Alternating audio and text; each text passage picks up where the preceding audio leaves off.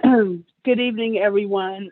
This is Board Vice Chair Johnette Richardson. I am sitting in for our Board Chair, Chinya, who is not able to make our meeting tonight. I'd like to welcome you all to our public board meeting, the public board meeting for Baltimore City Board of School Commissioners. If you have not yet done so, please mute your phone. Anyone who does not mute their phone may be muted by the call monitor or removed from the call. I will now read a roll call of the board to identify who is on the call. Please identify yourself first before speaking for the record. I will go through the roll call for each vote. Commissioner Bondima, Yes, Bondima. Commissioner Brooks, Commissioner Frank, Commissioner James, Yes, ma'am. Commissioner McFadden, McFadden, yes, I'm here. Commissioner Reed, Commissioner Roberts, Yes. and do we have our student Commissioner Sykes with us? Okay. Commissioner, Is there- okay, Mr. Reed is also just joined. Okay, Commissioner Reed has joined us. Thank you, Christian. Is there a motion to reopen our meeting? So move, Bondima. Second, McFadden. Thank you, Commissioners Bondima and McFadden. All in favor, Commissioner Bondima? Yes. Commissioner Brooks is not here yet, correct? Okay, Correct. Can everyone Commissioner, please mute? Commissioner Frank? Commissioner James? Yes. Thank you. Commissioner McFadden? Yes. Commissioner Reed? Yes. Commissioner Roberts? Yes. And Commissioner Sykes is not here. I am also in favor. So that is, help me out, Christian, 6 in favor 6 in favor and 4 absent. and 4 are absent. Thank you. We would like to take the time to recognize the passing of a city schools employee. Commissioner McFadden, can you please read that for us? Thank you. I would like to take a sad time to recognize the passing of a city schools employee. Tonight, we send our deepest condolences to their friends and their families.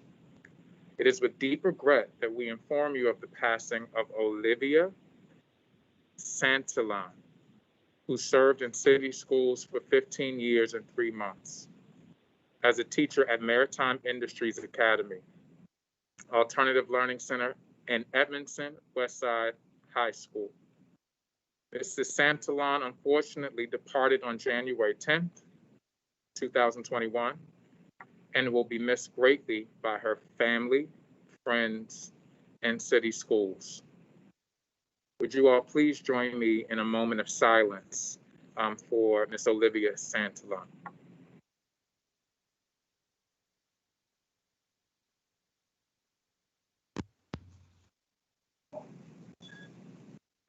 Thank you. Thank you, Commissioner McFadden. Is there a motion to approve the prior open session minutes? I'm sorry, the open session minutes.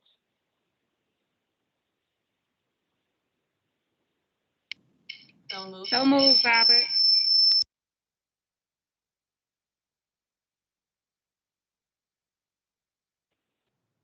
Second, James. Can you all hear me? We can, yeah. Okay. I was muted again, whoever is facilitating this. Please stop doing that. Okay, I'm trying to take a motion to approve our prior Commissioner Roberts open. moved and Commissioner James Okay. seconded. I didn't hear that. Okay, thank you, both of Yeah, you. absolutely. So all in favor, Bondima? Yes. Commissioner Bondima? Yes, Yes. thank you. Mhm. Is Brooks or Frank with us? Yes, I'm with you now. This is Frank. Okay, thank you, Commissioner Frank.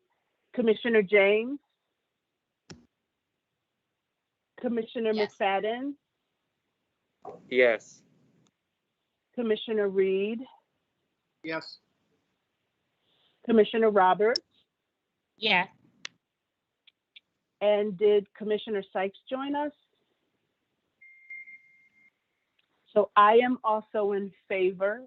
So Christian, is that 7 in favor and 3 absent? Correct. Thank you.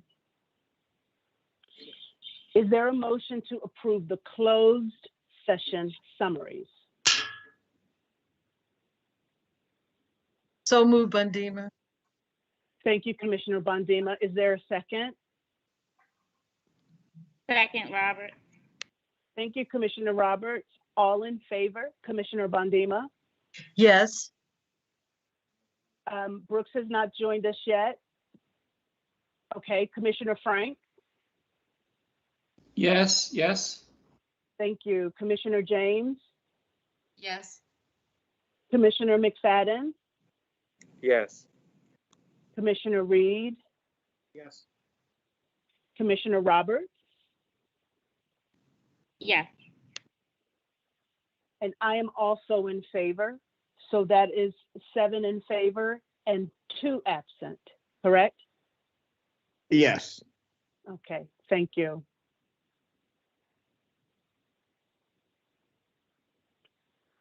So I want to share comments tonight on, Well, first, I am sad to announce the passing of the mother of our past chair, Cheryl Kashani.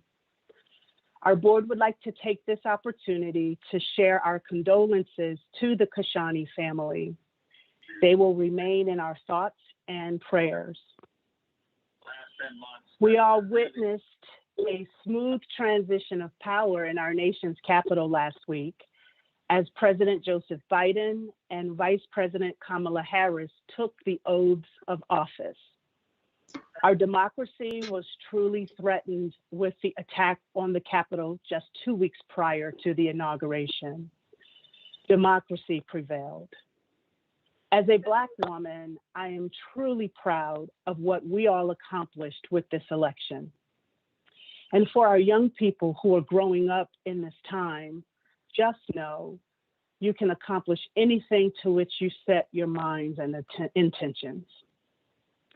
In a snippet of a quote from Vice President Harris, she states, "Imperfect though we may be, I believe we are a great country.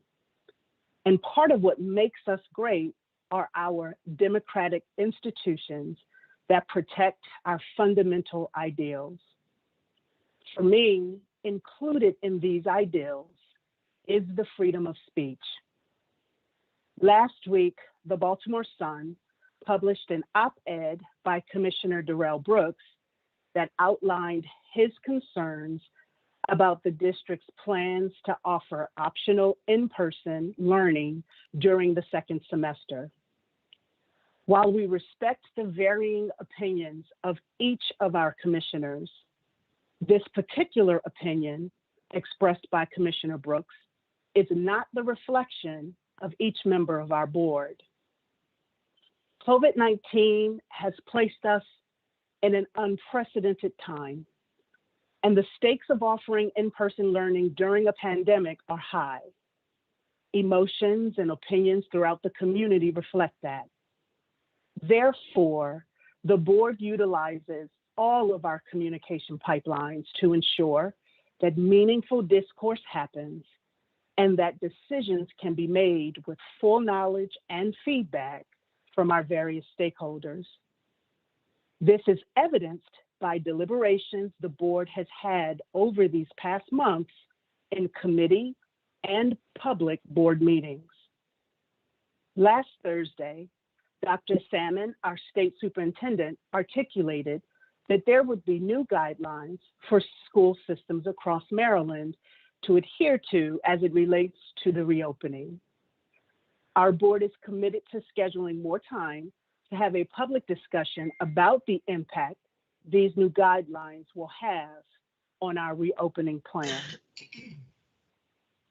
Our CEO is closely following CDC guidance, Maryland State Health guidance, Baltimore City Health Department guidance, and the city's health advisory guidance to help inform and monitor reopening. With that, we support our CEO and her team in their attempts to provide reasonable options for students and families of Baltimore City. We will continue to work with our CEO and her team to appropriately support all our students, families, and staff. Thank you.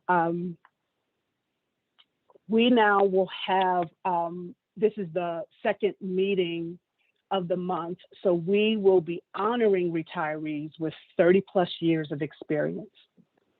We have 4 retirees that have RSVP'd to attend tonight's meeting. Commissioner Roberts will read the names of every retiree with 30 plus years of experience. Thank you, Commissioner Roberts. Thank you, Madam Vice Chair. Good evening, everyone. Is Ms. Sandra Moore on the call? Ms. Moore? Okay, if she shows up, Christian, could you just let me know? Sure. Thank you. Sandra Moore began working with Baltimore City Public Schools on September 26, 1988. She most recently served as a cafeteria manager 1 for Thomas Johnson Elementary Middle School. Sandra Moore faithfully served the children of Baltimore City Public Schools for 32.3 years. Thank you, Ms. Moore. Is Ms. Gloria Price on the call? Commissioner Roberts, just want to add, if any of our retirees on your phone, hit *6. So if you're calling in, hit *6. Okay. Ms. Gloria Price began working with Baltimore City Public Schools. Hello? Oh, Ms. Price, is that you? Yes, that's me, yes. Thank you so much for joining us, and thank you so much for your service. Oh, you're more than welcome. I've enjoyed every minute of it. Well, not every minute, but most of them. Do you have any remarks, Ms. Price? No, I've been employed for 43 years in the school system, and one of the things I really loved about my job is that not only was I working with the students, but my jobs always required me to be in contact with families, and I've just enjoyed every minute of it, trying to provide resources and not just to the students, but to the families as well. So 43 years, the last 43 years have been good to me, and I'm ready to say bye-bye. Thank you so much, Ms. Price. Okay. Ms. Sandra Aberwitz. Is Ms. Sandra Aberwitz on the call? Okay. Sandra Aberwitz began working with Baltimore City Public Schools on September 3rd, 1979.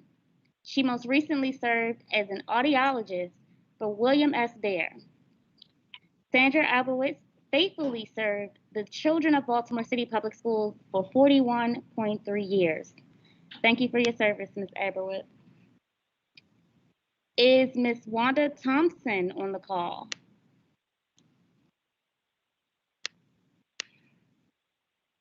Okay. Ms. Wanda Thompson began working with Baltimore City Public Schools on February 18, 1975. She most recently served as a special education paraeducator for Benjamin Franklin. Hi, Ms. Thompson. How are you? Yeah. Thank you so much for your service. Did you have any remarks that you'd like to make this evening? Oh, yes. First of all, my anniversary is my baby sister's birthday, so I never did that. February 18th. This is the only job I've ever had. I had an opportunity to work pre-kindergarten through infants. I worked at Paquin for 26 years, starting off as a caregiver and then the director of the center. So I had a variety of unbelievable jobs. But Paquin was my most, oh my God, to be able to nurture babies and their moms that was just a godsend right there. I didn't even know Baltimore City had a job like that. And I worked that for 26 years. Now the other funny thing was I went to Ben Franklin when it was a junior high. And to be able to actually retire from the school that you actually attended is amazing. So thank you, Baltimore City Public Schools, for enriching my life unbelievably. I can't thank you enough for that. Because I didn't even know that was going to be my job. I was going to be a business person. Thank God that this happened. Well, thank you for your 45.9 years of service for Baltimore City Public Schools. You are so, thank you. Enjoy your evening, Miss Thompson. Is Miss Joanne Carr on with us this evening? Okay. Miss Jo. Commissioner Roberts, I see a guest named Joanne. There's no last name. I don't know if that's Miss Carr or not. Miss Carr, if you're on a phone, you can hit *6 to unmute.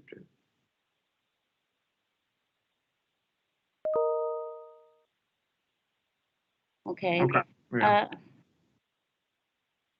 Joanne Carr began working with Baltimore City Public Schools on August 26, 1987. She most recently served as a teacher for Mount Royal Elementary Middle School. Joanne Carr faithfully served the children of Baltimore City Public Schools for 33.3 years. Thank you so much for your service, Ms. Carr. Claudette Davis started her employment with Baltimore City Public Schools on February 2nd, 1987 as a cafeteria worker at Bernard Harris Elementary. She was later assigned to Leaf Walk Elementary as a food service worker and lastly at Dallas F. Nichols Senior Elementary as a cafeteria manager 1. Ms. Davis served Baltimore City Public Schools for 34 years. Thank you for your service, Ms. Davis. Stanley Brown started his employment with Baltimore City Public Schools on March 28, 1984, as a secondary instrumental teacher at Edmondson High School and remained at that location for his entire career. Mr. Brown served Baltimore City Public Schools for 36 years and 9 months. Thank you so much for your service, Mr. Brown. Charlene Taylor, my apologies if I mispronounced your name. Charlene Taylor started her employment with Baltimore City Public Schools on August 8, 1978 as an office assistant under the Curriculum and Instruction Organization. She was later assigned to Learning Technology as a secretary 2. At her last assignment, she served as an office assistant under the Home and Hospital Program. Ms. Taylor served Baltimore City Public Schools for 42 years and 5 months. Thank you for your service, Ms. Taylor. Arnold Wright started his employment with Baltimore City Public Schools on September 25, 1974, as a secondary teacher at Paul Lawrence Dunbar Middle. He was later assigned to Southwestern Senior High School, Northwestern Senior High, and finished his career at Edmondson Westside High. Mr. Wright served Baltimore City Public Schools for 46 years and 1 month. Thank you for your service, Mr. Wright. And last but not least, Ms. Martina Thomas started her employment with Baltimore City Public Schools on January 5th, 1974 as a non-instructional assistant under the Special Transportation Organization.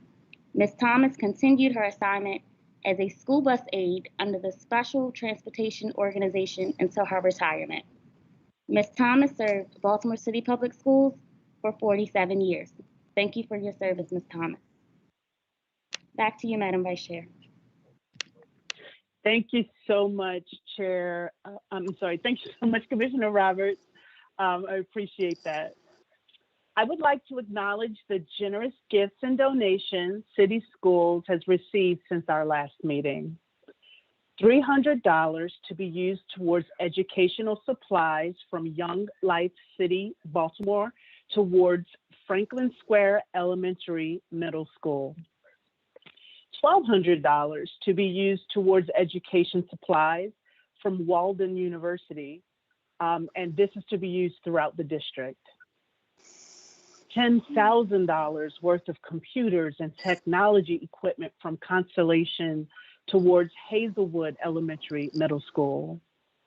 And lastly, $4,400 to be used towards education supplies from Darius Jennings towards Hazelwood Elementary Middle School. We want to thank everyone for their generous donations as they are supporting our school communities. At this time, I will turn it over to Dr. Santelises for CEO comments.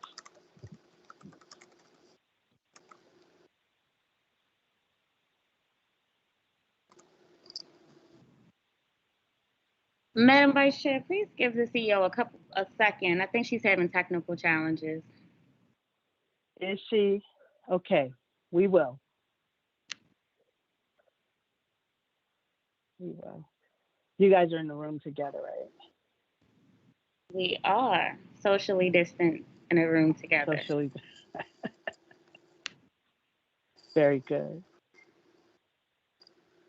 Okay.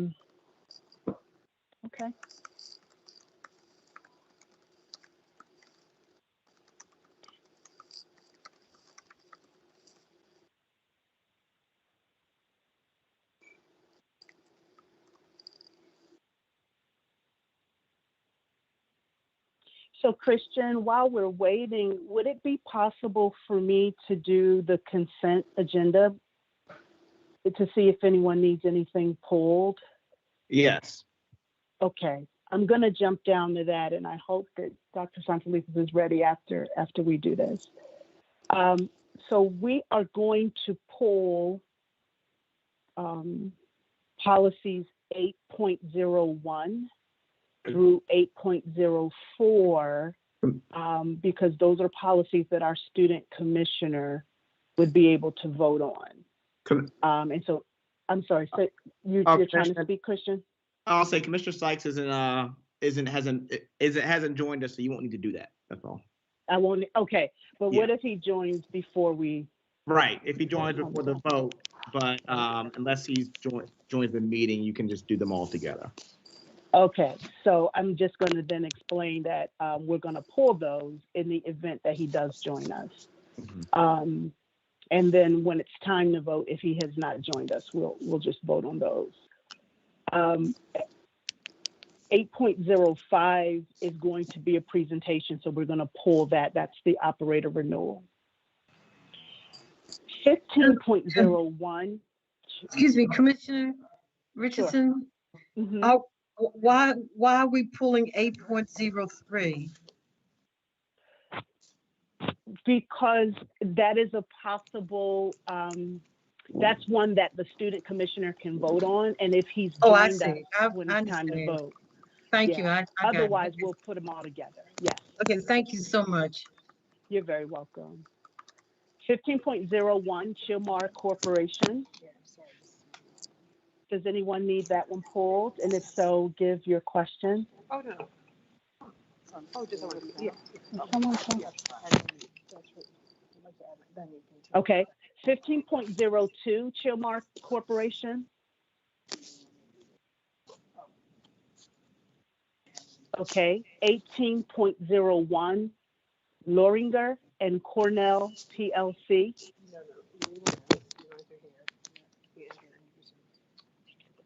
And then lastly, 18.02, Whiteford, Taylor, and Preston LLP. Okay. So we are still waiting for Dr. Santelises. Yay, she's here. Does she have volume? Do I have volume? Can you hear me? Okay, I can hear you. Yes. We had to do a little switching of devices. Great. Thank you, Madam Vice Chair, for time this evening. I want to begin this evening with a huge shout out to the team who worked so hard to set up and coordinate all of our student learning centers since September 28th. And just along with my personal congratulations and gratitude to every staff.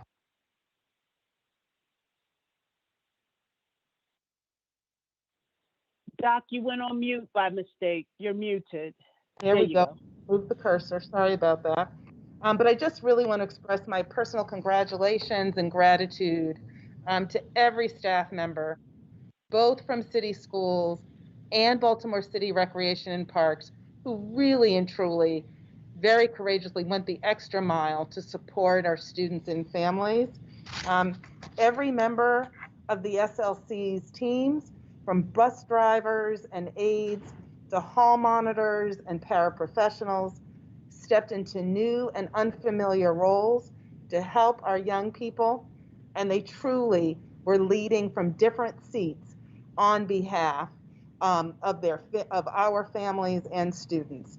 And each and every one is a star. I just want to take a few minutes to recognize their amazing achievement.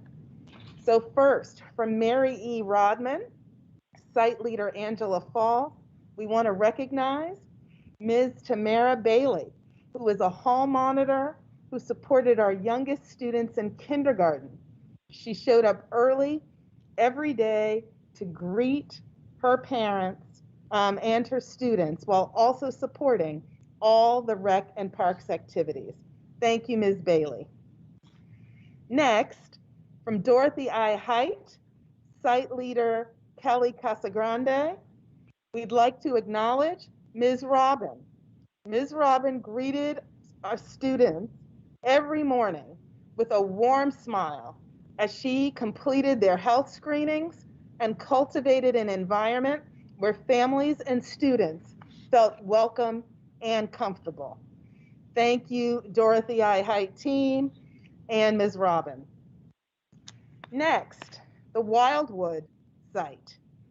Site leader, Siobhan Newkirk. And we want to recognize Ms. Ely. Ms. Ely was wonderful in helping staff and students to follow the health and safety protocols and create personal connections between all school personnel. Many thanks and congratulations to the Wildwood team and particularly Ms. Easley. Next, Sinclair Lane. The site leader, David Turner. And they would like to recognize Mr. Kevin Spriggs, who made every interaction with his students memorable. He purchased snacks as rewards, celebrated birthdays, and connected with their teachers and parents. Congratulations to the Sinclair Lane team. Next, Elmer A. Henderson. The site leader there is Karen Starlifer. And they would like to recognize Ms. Evans and Ms. Jackson, who embodied the notion of leading from your seat as they took on the SLC challenges with grace and dedication, going above and beyond to ensure a smooth, safe, and joyful experience for students. Many thanks to our Elmer A. Henderson team. Next, Lakeland. Site leader, Tiana Lanier. And they would like to recognize Ms. Rosalind Stewart, who usually serves as a bus aide, but was a true asset in her role as a proctor, meeting kids each morning with warmth and going to the store each weekend to find tokens for her pod. We want to say a big thank you to the Lakeland team and a particular shout out for Ms. Rosalind Stewart. Thank you, Lakeland. Next, our SLC at Calvin Rodwell. Site leader, Candice Purcell Nixon, and they would like to recognize Ms. Ms. Elsie Redmond, formerly an administrative assistant who exemplified a true commitment to the safety of her students, ensuring her room was thoroughly clean by wiping the desks, chairs, desk shields, and the bathroom after every student. Thank you to the entire Calvin Rodwell SLC team. Thank you. Next, Baltimore International Academy. Site leaders, Jalima Alcia and Brian Broden. And they would like to recognize Ms. Tamika Fairley, formerly a non-instructional paraprofessional who embraced her role as an SLC proctor from day one, working with her team to ensure students were engaged in learning in a loving and nurturing environment. Many thanks to Ms. Fairley and the entire BIA SLC team. Next, John Rura. Site lead was Catherine Drayton Barber, and they would like to recognize Janelle Anderson, who is a high school hall monitor. As a proctor, she supported the kindergarten cohort, bonding with her students and fostering a safe and nurturing environment for learning. She applied and was accepted into the district's para-to-teacher pipeline program. Congratulations to Ms. Anderson and many thanks to the entire John Rura SLC site team. Next, Pimlico. Under the leadership of Ulrika Berry. And they want to recognize all of the team members at the Pimlico Student Learning Center. We're special with a unique way of supporting students, families, and staff by building healthy and trusting relationships. And they are proud to highlight Ms. Sharon Carter, Ms. Sydney Carrington, and Ms. Linda Robinson for perfect attendance. Next, Baybrook SLC, under the site lead, Sherelle Marchani. They want to recognize Mr. Mark Brunson, who was an assistant at Benjamin Franklin High School before joining Baybrook as a 5th grade proctor, achieving a reputation for being a team player, dependable, loving, and genuinely concerned about the scholars in his care. Many thanks to the Baybrook team, SLC. Next, the Sandtown Winchester Achievement Academy. Under the leadership of Charlene Wilby, they would like to recognize Mrs. Margie White, who was a paraprofessional prior to being assigned as a proctor at Sandtown Winchester. She epitomized the definition of selflessness, demonstrating a deep love for students and serving as a symbol of connecting the home and school community. We want to thank her and the entire Sandtown Winchester SLC team. Next, the Beachfield SLC under the leadership of Michelle Hadaway. And they would like to recognize Mr. Dorsey, who was previously a hall monitor at Beachfield, and Ms. Gladden was a non-instructional para from Violetville. Both jumped into their new positions as a proctor with a positive and willing attitude, communicating with families daily to ensure their students' success. We want to thank them both, as well as the entire Beachfield team there at Chelsea. Next, Waverly. Site leader, Sean Mason. And they would like to recognize Ms. Saudia Scott, who came to the Waverly SLC from Leith Walk, bringing unwavering energy and commitment to students who were consistently present because they felt supported and loved. Congratulations to the entire Waverly SLC team. Next, we have William Paca, under the leadership of Mike Benoit. And they want to thank all of the team members at PACA who went above and beyond to support our students. William PACA leadership sends lots of support and virtual hugs to their team, along with wishes for the best of luck as they return to their previous roles. Many thanks to the William PACA SLC team. And then we would like to give a special thanks to Cleo Hirsch, Sonia Goodwin, and the entire district office team who worked so hard to make this highly successful program possible. And my deepest appreciation to our partners at Baltimore City Recreation and Parks for their invaluable collaboration on behalf of our students and their families. My sincere thanks to you all. I am now pleased to invite Catherine Drayton Barber and Jessica Hankin to briefly discuss their experience as site leads at the John Rura Student Learning Center. And I will turn it over to you, ladies. Thank you, Dr. Santelises. This is a real honor. Catherine, do you want to start? And then I can jump in. Sure. So in the beginning, I think when we all got the call to be a part of this, there was some hesitation. There was fear, real fear. And I can remember I want to call on my director, Jalima, when she called me and said, do you want to help at a student learning center? And I was like, well, sure, okay, I would love to help. And she said, I'll call you back in 10 minutes. And that's when I was like, uh-oh, what are we about to get into?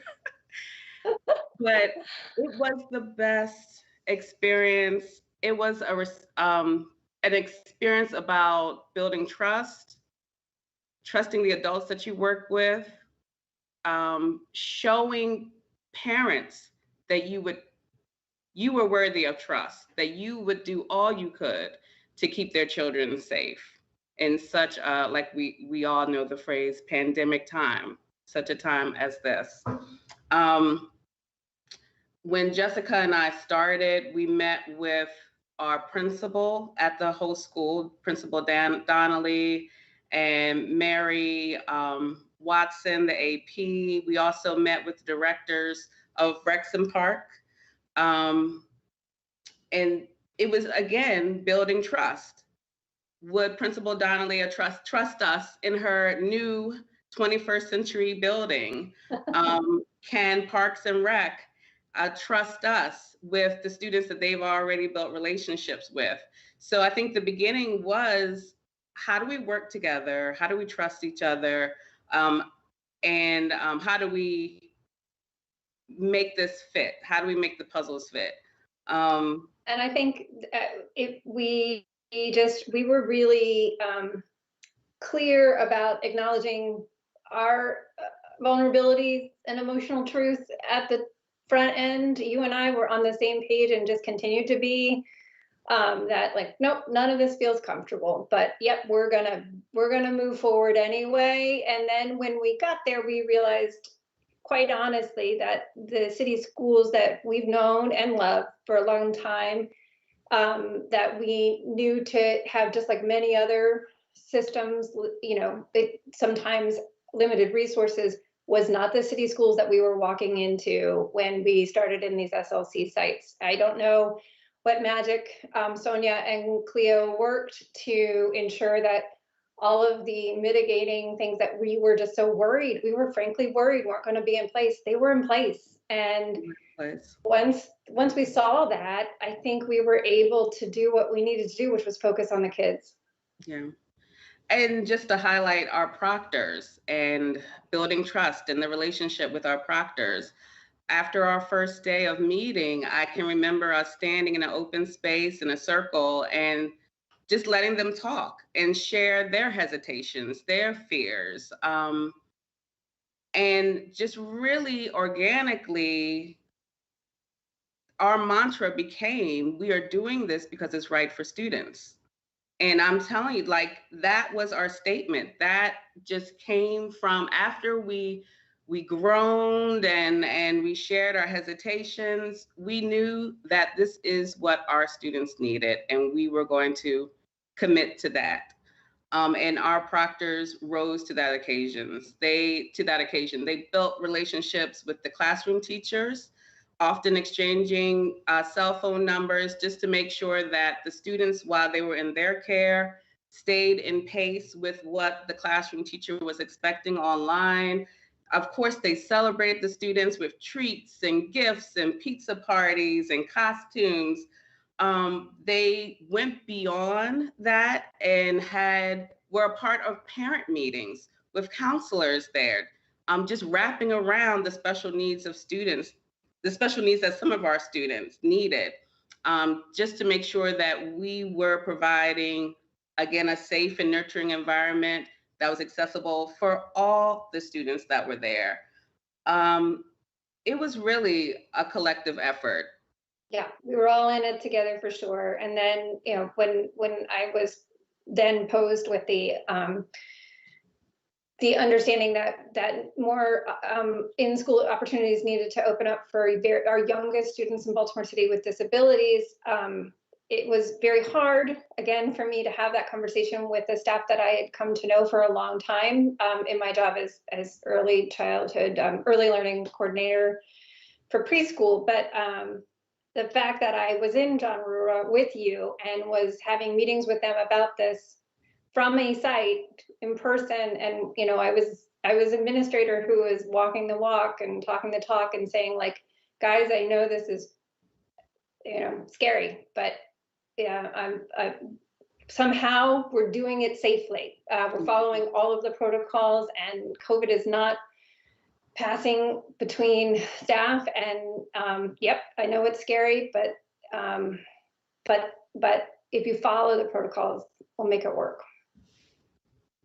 And just again to celebrate the proctors, the fact that we had folks who were non-instructional who stepped up, right, during this time and filled some shoes and fell in love at the same time with the students. I fell in love with the kids. And not to cut you off, but remember, we had a bus aide who had applied for leave, but then once she was in there for 2 weeks, she was like, you know what, I want to stay. Like, I feel safe, and I love these kids, and I have a purpose, and I want to do this.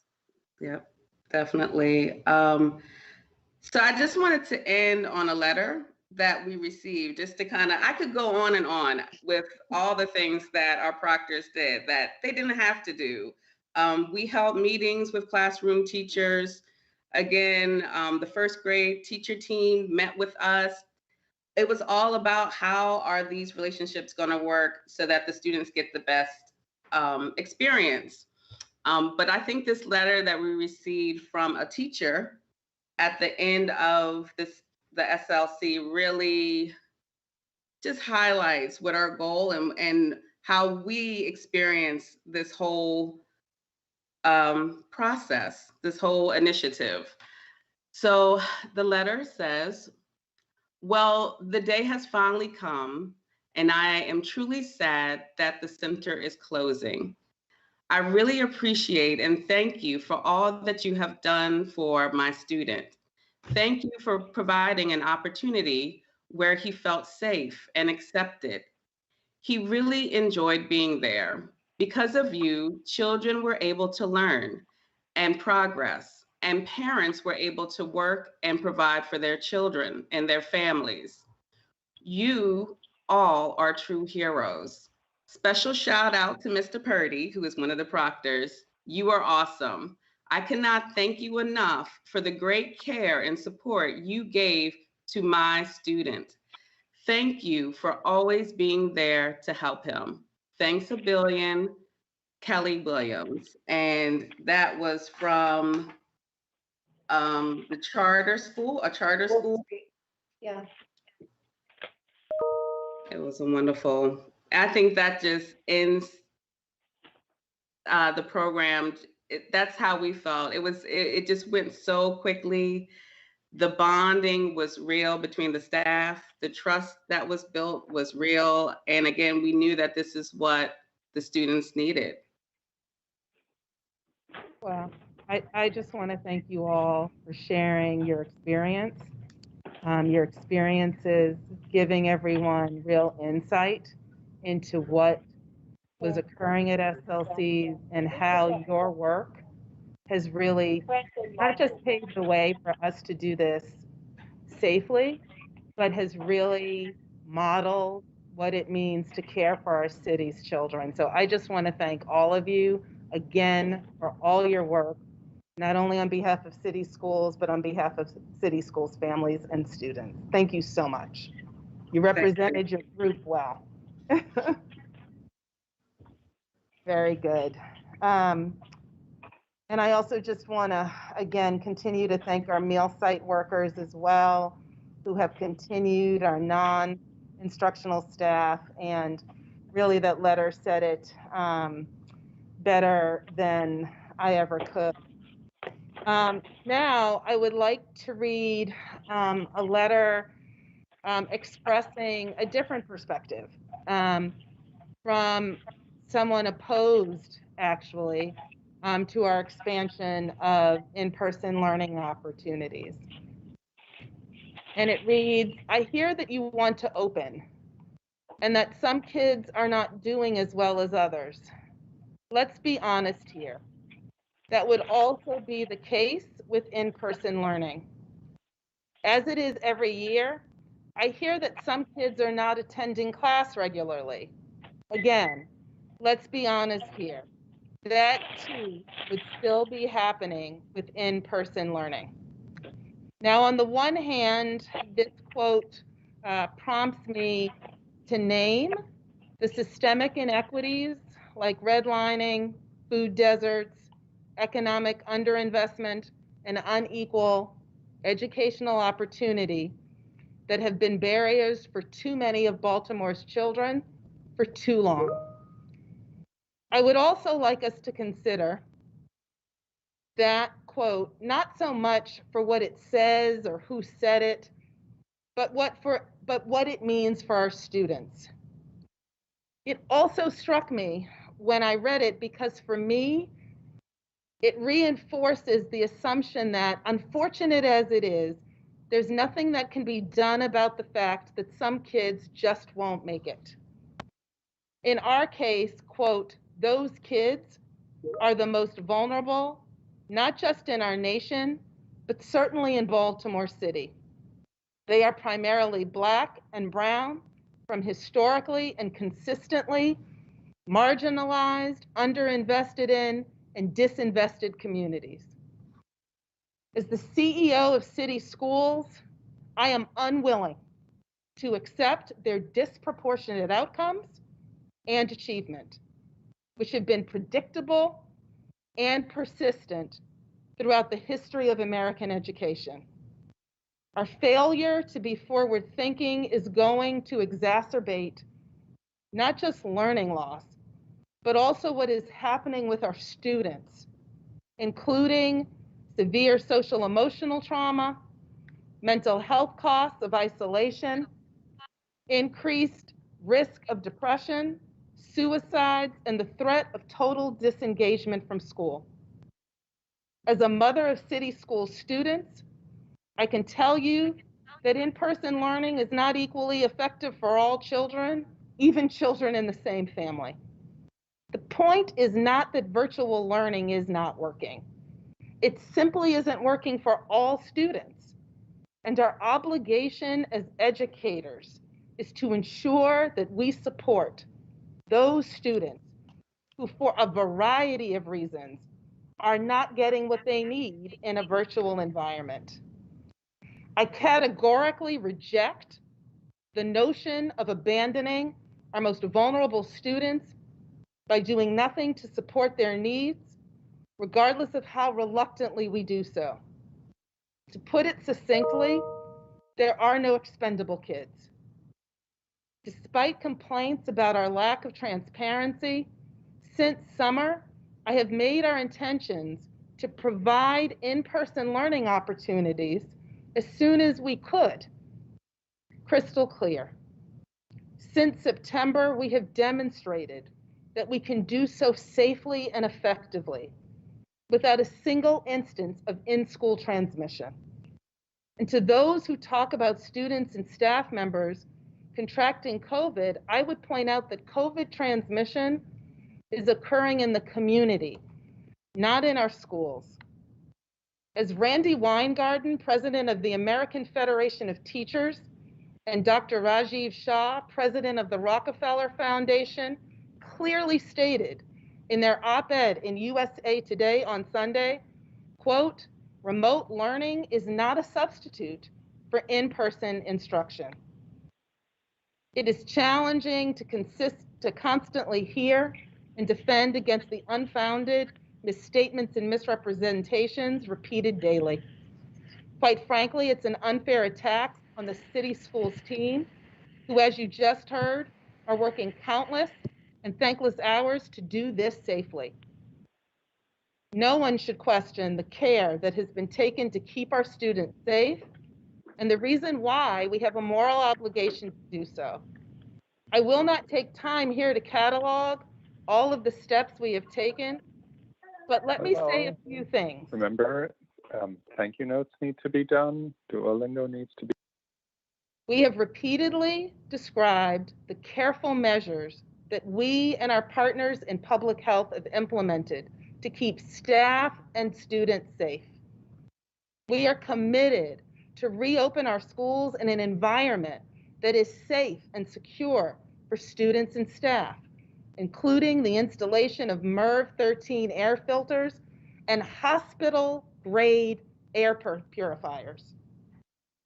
In response to concerns expressed by parents and teachers and other school staff, we are working proactively with Johns Hopkins and the University of Maryland Medical System to put vaccine plans in place that prioritize staff as they are scheduled to participate in in-person learning based on the availability of the vaccine. More than 4,900 employees have already been invited to participate.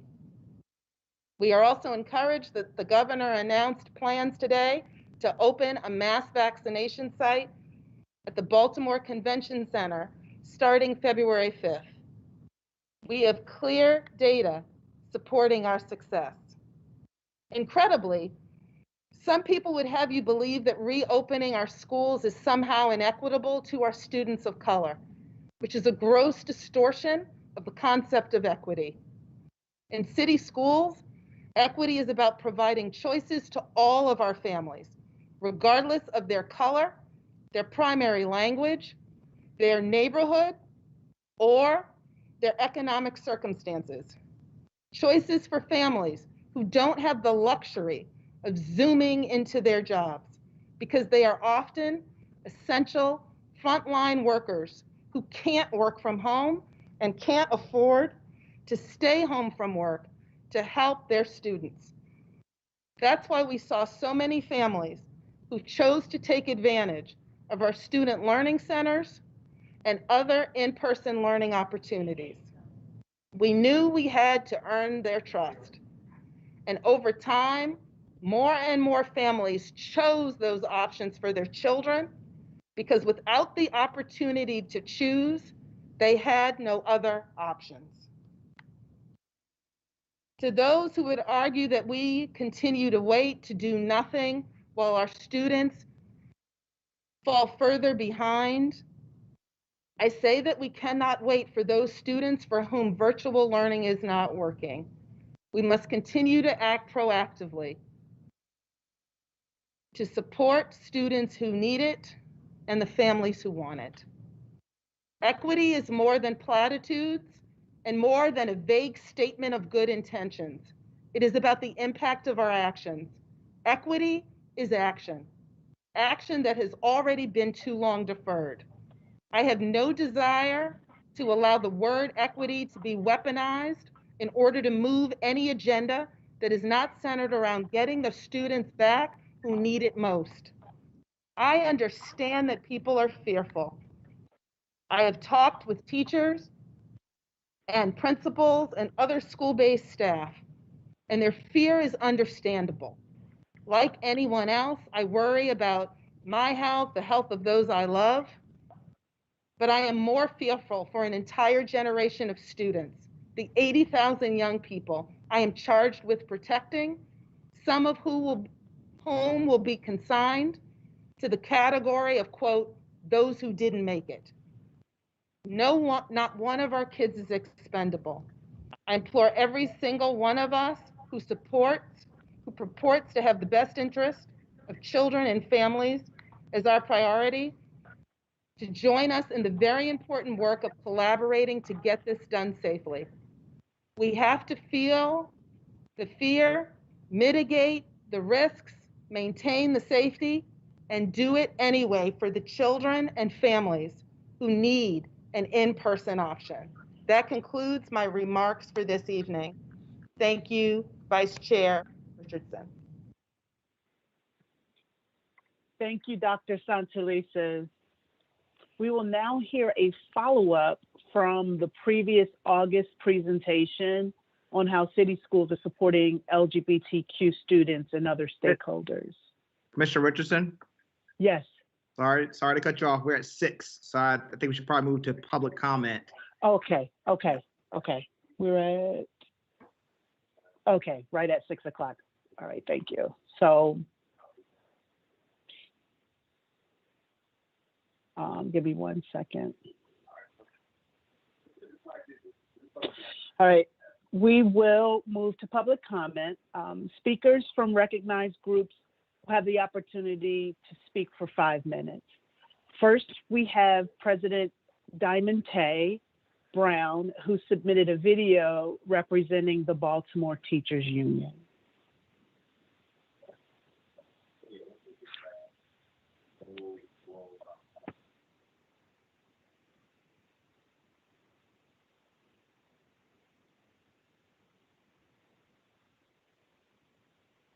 That the virus is going to get worse.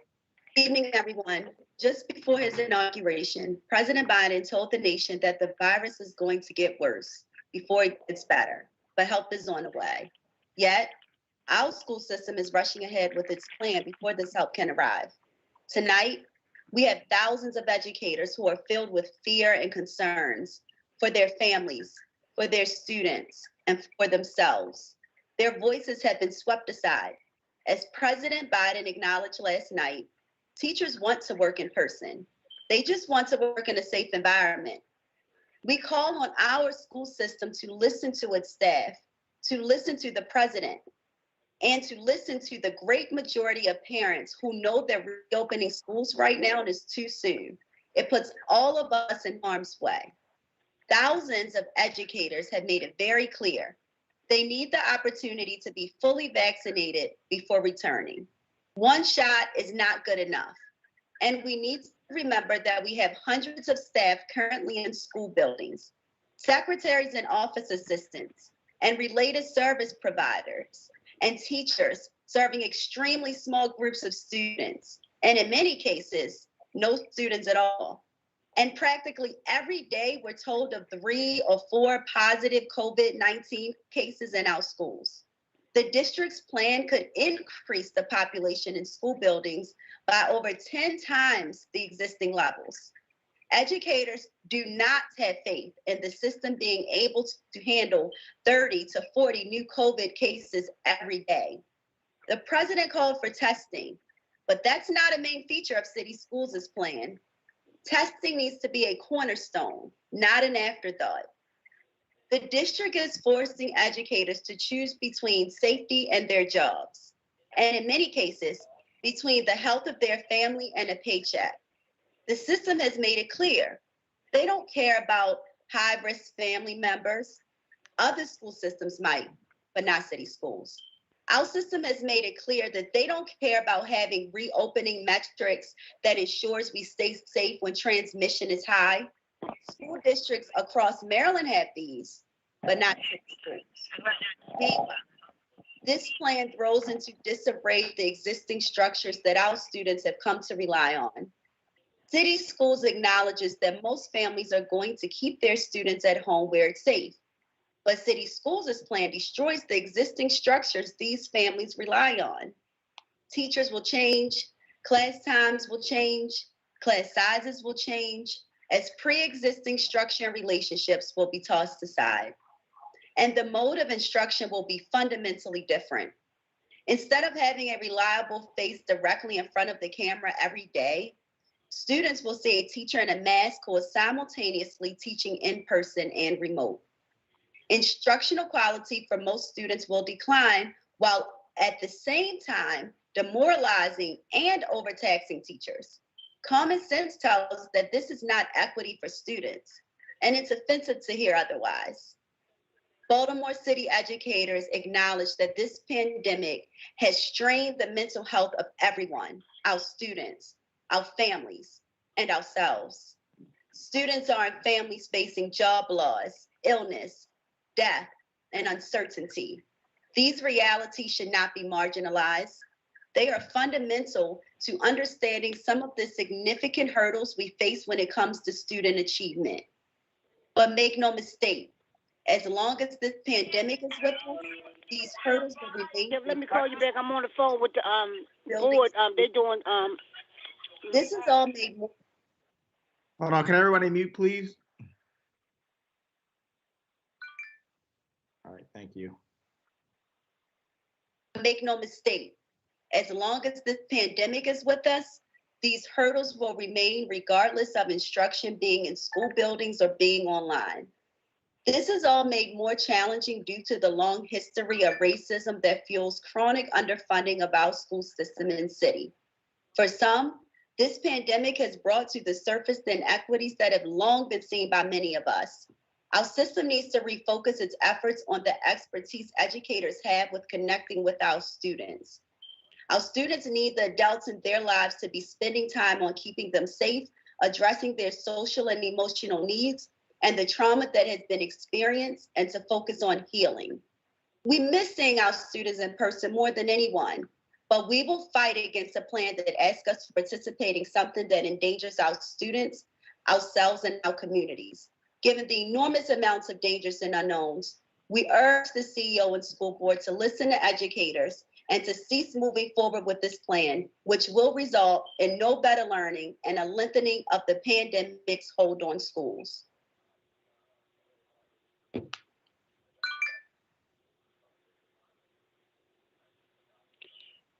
Christian, is that our only recognized group tonight?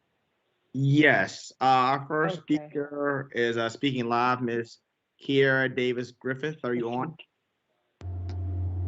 Yes. Okay, thank you. 3 minutes. My name is Kiera Davis Griffith. Today, I offer my testimony as a board member of the Parent and Community Advisory Board, as a Baltimore City public school parent, and a friend to numerous educators and staffers throughout the city of Baltimore. As you can imagine, school reopening continues to be on the hearts and minds of every constituent in Baltimore City. For folks like myself, it's what I personally think about before I go to bed and when I wake up.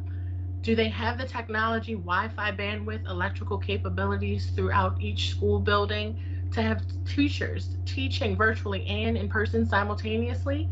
Can we just wait until all teachers have their vaccinations, both of them? As per Mayor Scott's order, can we stay in a classroom longer than an hour? Because we can't stay in a restaurant for longer than an hour, but it's okay for my kid to. And after moments of overwhelming uncertainty, the question that I always come to is, will our school communities and our city weather this storm? Will we look back at this time and applaud our efforts or mourn our loss? And it's not just parents like myself racking our brains. The communities you all serve have real concerns. From Dr. Melanie Nyes, a physician and pediatric subspecialist at Johns Hopkins University Bloomberg Children's Center, who has children in Baltimore City Public Schools. She has seen up close the after effects and mortality of the multi-system inflammatory syndrome in children after exposure to COVID-19. She's emailed each of you on this board her questions and concern. We hope that you take the time to address them publicly. From school nursing staff, including Wendy Smith, president of Local 558 of AFSCME Council 67, who have mounting concerns, from inadequate space in the health suites to social distance, to the lack of sinks required by OSHA regulations. Some of these buildings are not prepared to see students who may need care. In regards to PPE, not only do our nursing staff lack enough N95 masks needed to provide care for students who may have COVID, but the N95 masks that they have received are in some cases expired, even dry rotted.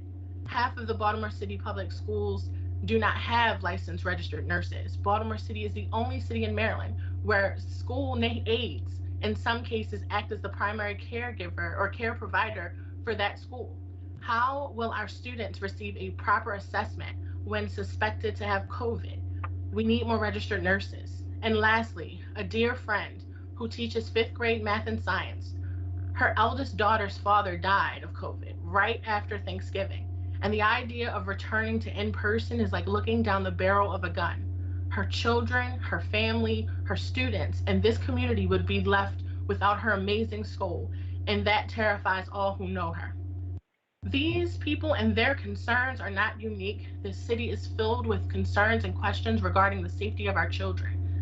Baltimore City Public Schools mentions grade failures and learning loss as the issue driving reopening. We are not denying that the academic success of our students aren't important. It is. But let's be honest, with grades, while grades have decreased this academic year, providing a quality and equitable education throughout the district has always been a challenge for Baltimore City Public Schools. And that's just facts. Ms. And Davis Griffin, yes. you're at 3 minutes. Can you wrap your thoughts up? Sure. The questions on the minds of us is that if we bring our children, our teachers, our administrators into these buildings, will we applaud how far they've come in their success, or will we mourn their loss due to this hasty decision? PCAB will post the rest of this testimony on our social channels. Thank you for your time. Thank you. Next, we have a video from Ms. Maureen Flood that I will share.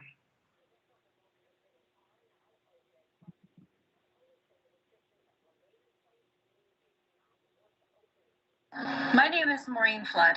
I'm a nurse practitioner and public health professional with 20 years of experience implementing complex development projects in low resource settings. I'm also a parent of 2 children at Medfield Heights Elementary. I want my children to go back to in-person learning, but I will not send them back based on the current city schools plan. We are all aiming at the same target, a safe return to school. City schools' failure to listen to teachers and families have made this process unnecessarily adversarial. We can go back safely using a funded, targeted, stepwise plan with accountable leadership following the SMART risk reduction recommendations. The S in SMART is for stay home. Teachers and staff should be able to choose to stay at home if their risk of returning is high. Mandating unvaccinated and partially vaccinated staff back into classrooms will increase absenteeism, put teachers, staff, children, and families at risk unnecessarily, and overall make it less likely that children will get sufficient instruction to meet your goal of increased grades. In school districts that have returned around the country, absenteeism is up and substitutes cannot fill the gap. Teachers and staff have died. Certainly, grades won't improve if teachers are absent or dead because of COVID-19 symptoms or illness. The A in SMART is for airflow. I have heard that there is federal and state funding for ensuring that schools are upgraded and safe. As yet, we have seen no budget from city schools showing that supplies, equipment, upgrades, and staffing will be put into place. A plan that is not funded will never happen. We have also asked for a timeline for the ventilation upgrades, which you should have by. The RT in SMART is for restrict crowds and reduce time with the people outside your home. How many people will be in each room by square footage? Physical distancing means limiting the number of people in each classroom to 8 to 10 individuals if they need 6 feet of distance between them and some space for their body. Saying you expect 25% of the students back doesn't account for the fact that 25% is an average and a guess at that. Some classes could have 75% or more return, while others may have none. What is the plan for a class size that exceeds safe numbers?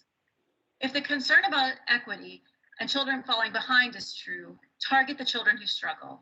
Bring them into school in the small groups they need to thrive in buildings that have improved ventilation with dedicated, vaccinated teachers who are hired for this purpose. The current plan proposes a free-for-all, and we all know that free-for-alls only benefit the privileged. Hire our reopenings are to be accountable for the plan. Start in schools with upgraded ventilation and the children who most need intervention and the teachers who are ready to return. Use the yellow buses to transport them safely, and you can reach your grading goals, keep Hogan happy, and keep people safe. Phase in schools and expand the target student group as school ventilation systems come online and teachers are fully vaccinated. I call on each of you to find the strength in your moral conscience to go back to the drawing board and support the development of a collaborative plan that is better. Anything less is less than our children deserve.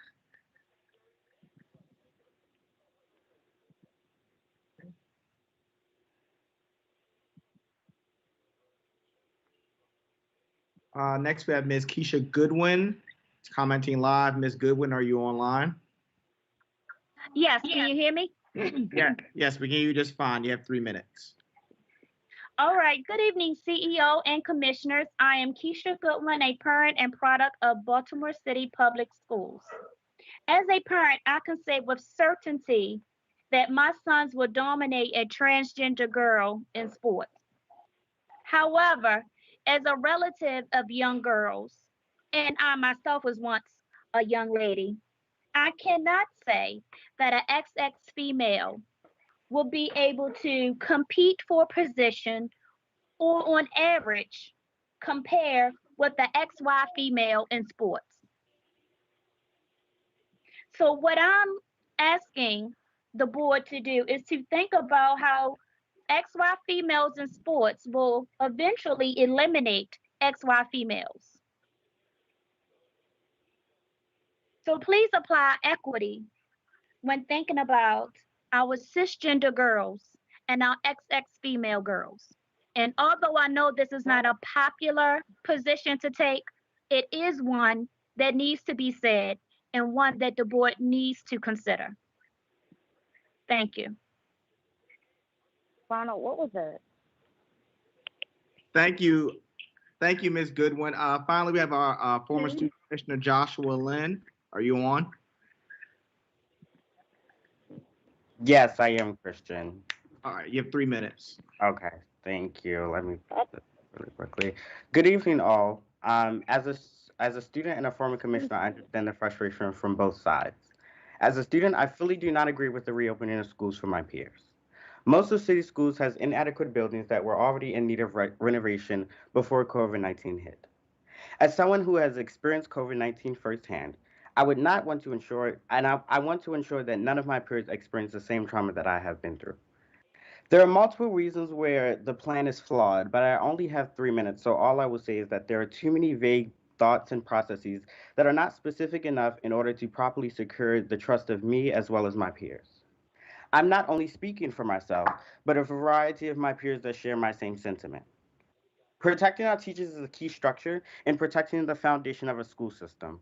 When bringing up equity, it is important to understand that a multitude of students, as well as faculty members and teachers, have big responsibilities in their lives. And as a student that works, as a student that is a community organizer, as a student that, has, a very full schedule, there are multiple students out there that are doing the exact same thing. As we've seen, COVID-19 has exacerbated what the Black and Brown community has been going through for the decades upon centuries of years that we have been in this country. And as parents, it is hard because a lot of them sometimes, in a sense, have, lost their jobs, or they have been going through funding problems through their family. So it has been taken for older children and older youth to take the responsibility and grab a job. And so what we have seen is that we have seen an abundance of youth grab jobs, and that is a big responsibility for them because their main factor is important, which is their factor is their family. So it is important to understand that when we're talking about bringing students back and we're talking about bringing teachers back, it is important to understand all sides of the conversation as well as the situations. And so understanding that teachers can no longer strike since back in 1970, 1870, whenever it was, um, it is important that we are organizing, and it is important that the student voice is being heard. And so an abundance of students of mine, as well as a bunch of other student organizers, will be doing a student strike. And that can be in a multitude of ways. Things will be finalized in the future, but I just want you guys to know that will be a student organizing measure in order to properly address and properly announce our disregard and our opposition to this specific ruling or whatever guys want to call it. And so I just want to put that out there to ensure that any other students would like to contact as well. My email is jlynn@bcps.k12.md.us. And that's all. Thank you, Christian. Thank you, Joshua. Our last public comment is emailed to be read from Ms. Amelia Wiley. I will read it now. My name is Amelia Wiley, and I'm a Baltimore City Public Schools educator.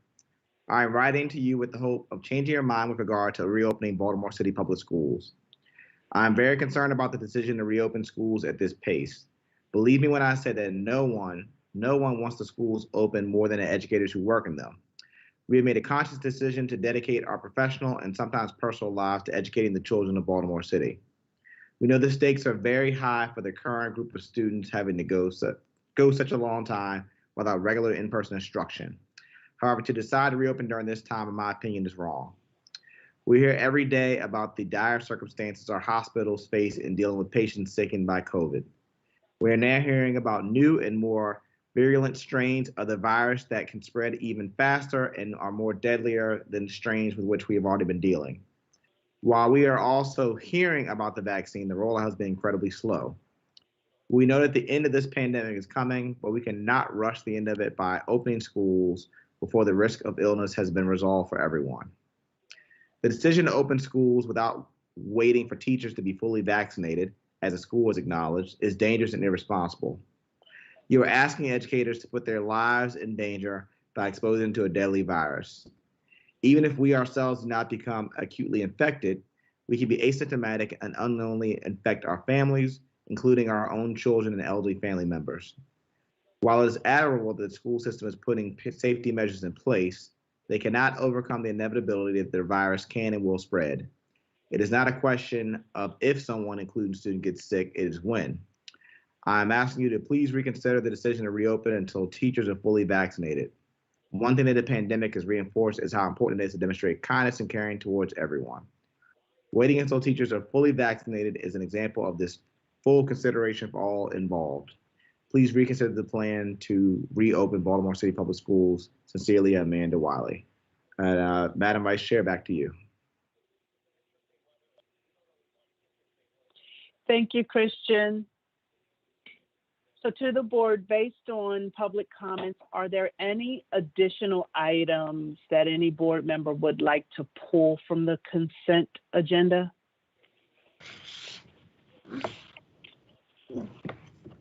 So hearing none, and we're gonna, just for clarity, we're gonna pull in items 8.01 through 8.04 because I don't believe Commissioner Sykes has joined us. Is that correct, Christian? Correct. So you don't need to pull that. That can be part of the consent agenda. Okay. So is there a motion then to approve the consent agenda? Remember, we are still pulling 8.05, but is there a motion to approve the rest of the items? So moved, Reed. Is there a second? Second, Bandima. Thank you, Commissioners Reed and Bondima. All in favor, Bondima? Yes. Commissioner Brooks? Yes. Commissioner Frank? I abstain. Okay. Commissioner James? Yes. Commissioner McFadden? Yes. Commissioner Reed? Yes. Commissioner Roberts? Yes. And I am in favor. So that would be no one opposed, and Commissioner Reed, you are abstaining. No, it's Commissioner Frank. I'm sorry, Commissioner Frank, you are abstaining. So that's 7 in favor, 1 abstention, and 1 absent. Is that correct, Christian? Yes. Okay.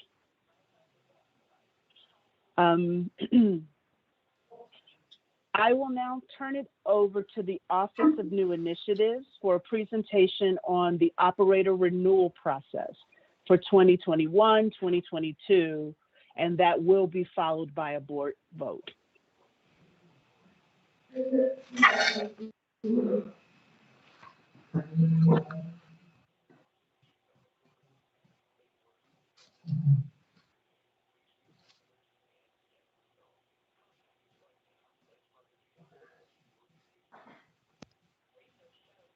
Is there anyone present from the Office of New Initiatives?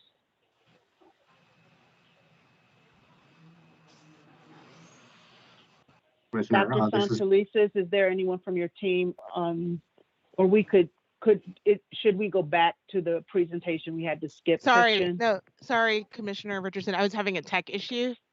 Oh, okay. It wouldn't unmute. So Oh, sorry. okay, It just, okay. I don't know what was going on. It was frozen for a second. So sorry about that delay. That threw me off for a minute. So I just need 1 second just to pull up the presentation. So sorry about that. Okay. Don't worry about it. Take your time. I'm just glad we have you.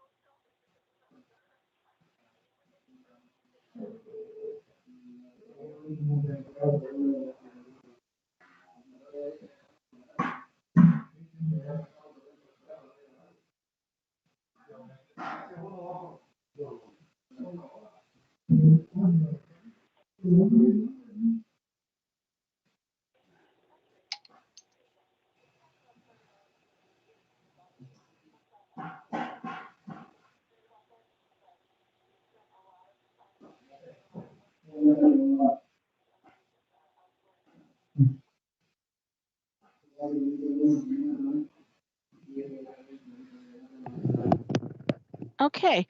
Good evening. Sorry for the delay. I'm getting some help on the other side with presenting. Thank you. Um, good night, board commissioners and Dr. Santelises. My name is Angela Alvarez. I'm the executive director of the Office of New Initiatives. I'm going to have some of my colleagues join in introducing Chief Jones. I'm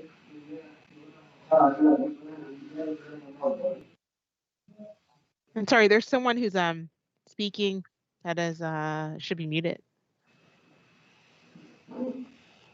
Good evening, everyone. This is Teresa Jones, Chief Achievement and Accountability Officer for City Schools. And Trevor? Good evening. This is Trevor Roberts. I'm a specialist in the Office of New Initiatives.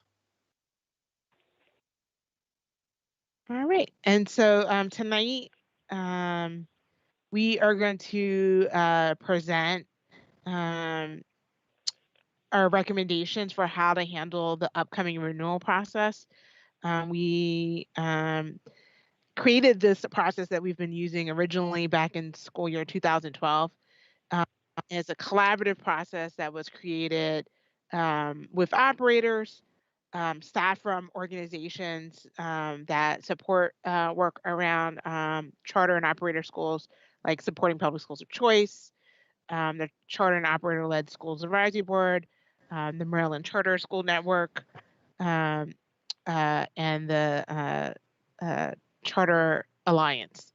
And it was designed to be an iterative process. So every year, since we incorporated this process, we have a engagement process where we meet with stakeholders to identify ways that we can strengthen, recognizing that the context of education is changing, testing changes, all sorts of things change. So we wanted to have an approach that allowed us to be responsive to necessary changes to take into consideration the context, while also having a strong level of predictability for schools.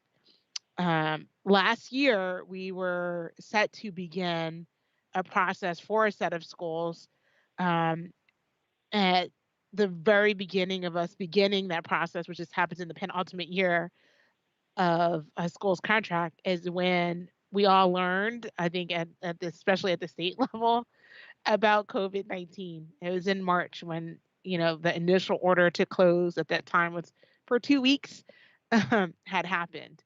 And so we postponed that first set of schools for a year. And so now we're at the point where we have 14 schools whose contracts end at the end of next school year, 21-22. And so tonight we need the board to decide on a path forward. So this list shows you the 14 schools who are up for renewal. The asterisks show the schools who would have went through renewal starting last spring with a vote that would have happened this past January. So one of the things that we did was to begin debriefing early because we knew these impacts and that this was an unusual year. And so we had meetings first internally to figure out what we understood about the data picture and what could happen. Then with operators, with our charter and operator-led schools advisory board, with the board's teaching learning committee. And we're here tonight to have the board approve an approach. Their key components of the renewal process are governed by board policy, right? Board policy asks that we consider student achievement and academic success with the most weight. So that's where we look at results of state assessments, college career readiness, graduation, etc. That school climate and culture be considered in the process, and that we also look at financial management and governance. So those are the three main areas that we consider in renewal. And so while renewal is a holistic review of schools' performance, and it considers both quantitative and qualitative measures, and not effective in any of those three measures has been our historic grounds for non-renewal. And so in this year, I think we've been just thinking about what's the sane way to approach that. So that's a big kind of part of the questioning that you'll see in the approaches.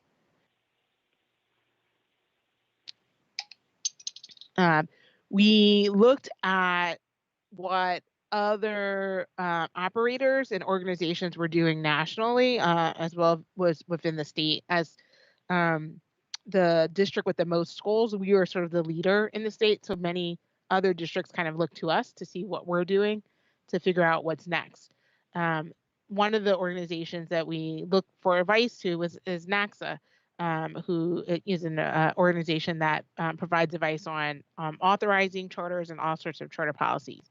And they shared early on that they support efforts that continue high stakes accountability for charter schools, even during this time of COVID-19, and that we should continue to include prior year's assessments, as well as the other indicators that are part of the charter agreement, and that for any new plans or expectations, it shouldn't be to make it less rigorous, but to really center in the uniqueness of this year. We talked to some other districts, and many are continuing with their processes with minimum changes. Many actually continued even last year.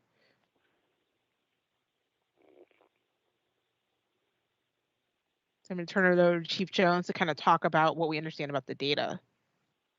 Great, thank you, Angela. So for these next couple of slides, we just wanted to do a quick review of some of the considerations around data availability that have impacted our thinking about how we would proceed for this upcoming year. So this first table covers a whole host of quantitative and qualitative measures that we have used to take a look at for the renewal process. I'm going to go through them really briefly because a lot of this is a reminder for those of you that are familiar with the process. So for our high school grades, of course, we do take a look at graduation rate. So that is the 4-year cohort graduation rate. We've established standards that we use to determine the points awarded when it comes to graduation rate. We also take a look at a variety of indicators when it comes to college and career readiness. So you'll see some examples of those listed over on the right. We also take a look at an application that is submitted by the operator. And we look at not only the application, but also the SER, which is the School Effectiveness Review, which gives us a sense of how well a school is actually maintaining fidelity to their charter. So their purpose for being, the focus that they have for their students, et cetera. As it relates to the School Effectiveness Review, we have a number of domains that we examine, and we do that by triangulating data collected through 3 different methods, which include classroom observations, focus groups, and documents review. And so one of the things that we are going to talk about is what that might look like for this upcoming year when we review the approaches that the approach that we're recommending. And then we have a number of climate-related metrics that we consider. So we look at cohort retention, we look at suspensions, and then we also look at attendance, both in terms of chronic absence and overall attendance. And those are ones that, we do have data that we use, but to a large extent, the conversation is really more of a qualitative review informed by the data that are available. And then we also, in our focus on ensuring that we are meeting the needs of all students, we also have a specific focus as it relates to students with disabilities. And so we do have guidance provided by MSDE that informs how we conduct site visits to understand what is happening as it relates to programming for those students. From a financial perspective, we also look at the audit data, and we also get additional information about internal controls by the examination of the audit data. And then, of course, in terms of operator capacity, that is another key area where we examine how well the operator is in compliance with a variety of requirements, which includes federal, state, and district requirements. And from a financial perspective, it also includes looking at their ability to effectively manage the grant dollars that they're provided. And we also look at a variety of different data points to better understand how operator capacity is impacting the education for students in these schools. Now, one of the biggest areas that we've had to contend with, no surprise, is around assessments. So I'm going to start first with a little bit of a review of how we typically look at assessments when it comes to renewal. And then I'll call to your attention some of the big challenges that we are now facing in light of COVID. And I'll also call out some of the anticipated challenges that we were expecting as the state of Maryland has been working towards implementing a new statewide assessment. So first, in terms of assessment data, typically we look at assessments in 3 different ways. The first, as you noted here, is the absolute. So looking at a single year, most recent administration of the state assessments in English language arts and mathematics. And so what we typically do is in looking at that particular data, we always try to make sure that when we're in the first year of an administration, it becomes a question around how soon we get the data. And so some of what you see reflected in this timeline basically reflects the fact that while the state intended to implement the new assessment for the first time in spring 2020, because of COVID, there was not a statewide administration. So that data is not available. And right now, it is also a question as to whether or not we will be in a position to administer that state assessment this spring of 2021. So what we wanted to note here is that there are some potential delays based on which year that administration happens for the first time and when we will actually receive the data back. Because oftentimes in the first year of that administration, we don't get the data back in that July, August period of time, which is what we really need in order for the data to be considered for the renewal process. So that is one of the reasons that you'll see noted in a couple of places that there's a question around the availability of the data. As we take a look at what that means in the other 2 ways that we look at assessments, we have both trend and growth. And the idea there is that we're looking at multiple years of data. Again, because of the disruption last spring, we would not have that particular year of data to consider. And then as we look to the out years, again, depending on how things play out for this upcoming year, there's a question mark around whether we would have 2 years or 3 years worth of data, depending on which renewal time period we are considering. In addition to state assessments, which of course, we're dependent upon the state to tell us how to handle and whether we can proceed, there's also a question around climate surveys. And so as it relates to student and staff surveys, the survey instrument that we use is actually determined and administered by MSDE. So again, because of COVID last spring, that survey was not administered. We are planning towards administration this upcoming spring, but again, depending upon how that plays out, it will influence how many years worth of data we would have, depending on which time period we're considering. And then last but not least, as it relates to climate, we've also looked at a parent survey, which has been an instrument that the district has implemented. And so one of the key considerations here is number one, we did not administer our parent survey last spring because of COVID. So we do have a gap in the data. Number two, prior to COVID, we were also in discussions about using a different instrument. And so we just wanted to acknowledge as well that our ability to do that and determine which year we want to use that data is also a consideration as we think about our path forward. So again, I know there's a lot of information on this slide. The key takeaways here are, number one, we have a dependency on the state as it relates to a number of these items. Two, the number of years of data that we would have available is impacted partly because these particular surveys and assessments were not administered last spring.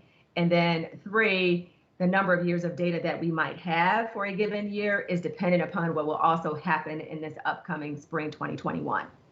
So with that overview, I'm going to turn it back to Angela to walk you through the approaches we've considered in the recommendation this evening. Yeah, so based on that, we considered 3 approaches, and I'm actually going to have Trevor walk us through each of the 3 approaches. Thanks, Angela. So the first approach that we considered and presented to stakeholders for feedback was to do a full renewal review for this school year. So that has some benefits and drawbacks. So one of the benefits is that it would give schools a full range of contract terms that could be earned, either a 5-year renewal, 3-year renewal, or the new extended 8-year renewal, in addition to non-renewal. It also gives us continuity with prior renewal processes. And as Teresa mentioned, COVID will continue to impact future renewal processes for several years to come, especially with the state assessment data. So it might be best to move forward with the part data that we have while it's still recent data. Going with this approach would also allow the board, schools, and the broader community to get a sense and a report on the full range of renewal metrics. And so this would, renewal is one of the main times when the public and the board get feedback on how charter schools are performing. So if we did a full renewal as normal, we would have that full report. And finally, this approach would also allow for accountability for schools with challenges. But if we had moved forward with this approach one, we would have to really consider how much weight to put on those lagged indicators like the state assessment. So that would be a challenge of moving with this approach.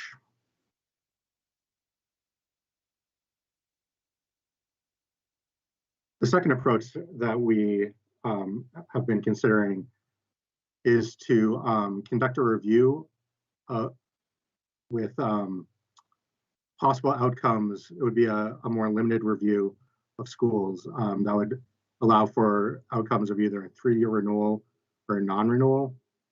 And a non-renewal would only be recommended in the event of serious financial sustainability concerns or inability to comply with critical state, federal, and local guidelines that would place students, staff, or the district at risk. So this approach would still look at a full range of renewal metrics, but most schools, well, schools that are recommended for non-renewal would only be recommended based on those serious financial or compliance considerations.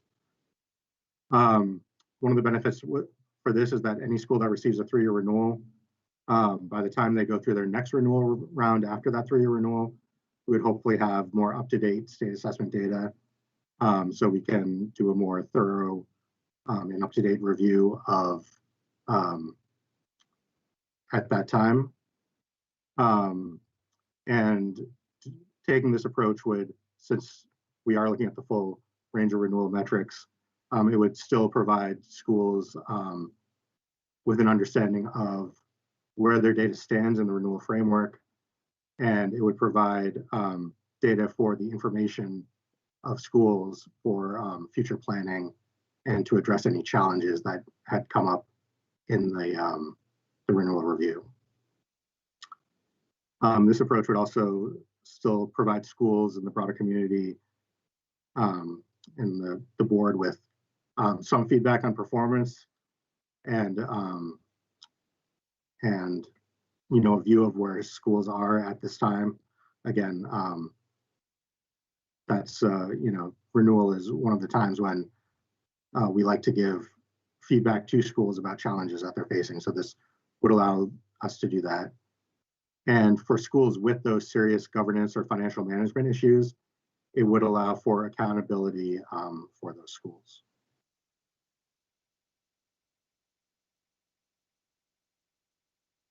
The final approach that we considered was to postpone renewal for an additional 2 years, with the thinking that after a couple more years, we'd have more up-to-date state assessment data. So that would mean that any school that is up for renewal this year would get a 2-year extension. So some of the benefits to this is that it does alleviate the stress of renewal on schools. Renewal is, a very stressful time for schools and the school community. There's a lot of work that goes into the renewal process on the behalf of schools. So this approach would alleviate that, in a difficult time that we find ourselves in. This would also allow us to have more time to understand the lasting impacts of COVID in virtual learning. And we would be able to use more up-to-date data to kind of understand those impacts in a more thorough way. This approach does have some drawbacks, though. It obviously provides less accountability for schools with challenges, and it does not, would not serve that function of giving feedback to the community on the performance of schools and challenges that particular schools are experiencing, as shown in the data. Yep, and just one more thing on that approach 3. The data picture in the future is really unclear, so waiting doesn't necessarily solve the problem. And so we know a bit about what we have now. So I just wanted to make sure that that part was clear too, that there's sort of a mixed bag in terms of what just waiting would do. And so it doesn't perfectly solve the data to the slides like Teresa just shared. Like there's still some level of uncertainty and some gaps that will happen in the future. And so we met with stakeholders. Some of the big points of feedback that we heard is that most stakeholders actually generally supported the idea of approach 2, but had some modifications they wanted us to consider if we went ahead with that approach.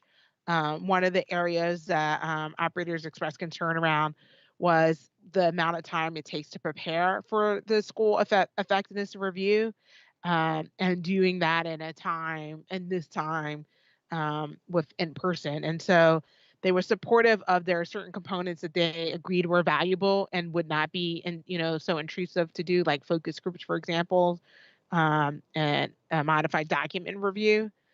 And so when we get to our proposed path forward, you'll see how we took into account that feedback around how to structure the SCR so that we get the valuable information from it, while being cognizant of the things that are stressors for schools. They also wanted clarity on if we went forward with this approach where the max term available in this year would be 3 years. What would it take to qualify for an 8-year renewal once that contract term ends and you're heading into a new kind of renewal cycle? So the normal criteria is you have to have had at least 2 consecutive 5-year contract terms and be effective and highly effective in each of the 3 key areas in the time that we're renewing to be eligible for an 8-year contract. And so if we're only doing a 3-year and we're doing a more limited review, what would be the eligibility criteria? So that was a big concern for schools, how we would address that and maintain the ability for schools to earn an 8-year renewal. We also, again, we consulted lots of stakeholders and experts on renewal processes. And so it was really made clear to us that too, for a non-renewal, that in addition to the trigger being around serious financial and compliance issues, that if a school triggered a non-renewal based on those recommendations, that we would still have to be able to consider the academic record of such a school. So that's kind of a summary of the stakeholder feedback. And so for those reasons, we're proposing a modified approach 2 as the path forward. We believe that this approach best serves the interests of students and schools and our broader community at this time. And so while we have sufficient data to actually do a full renewal, we think this is actually the right way to go forward, given the feedback we've had from stakeholders and understanding just kind of where schools are. And some of the reasons are it provides stability for school communities.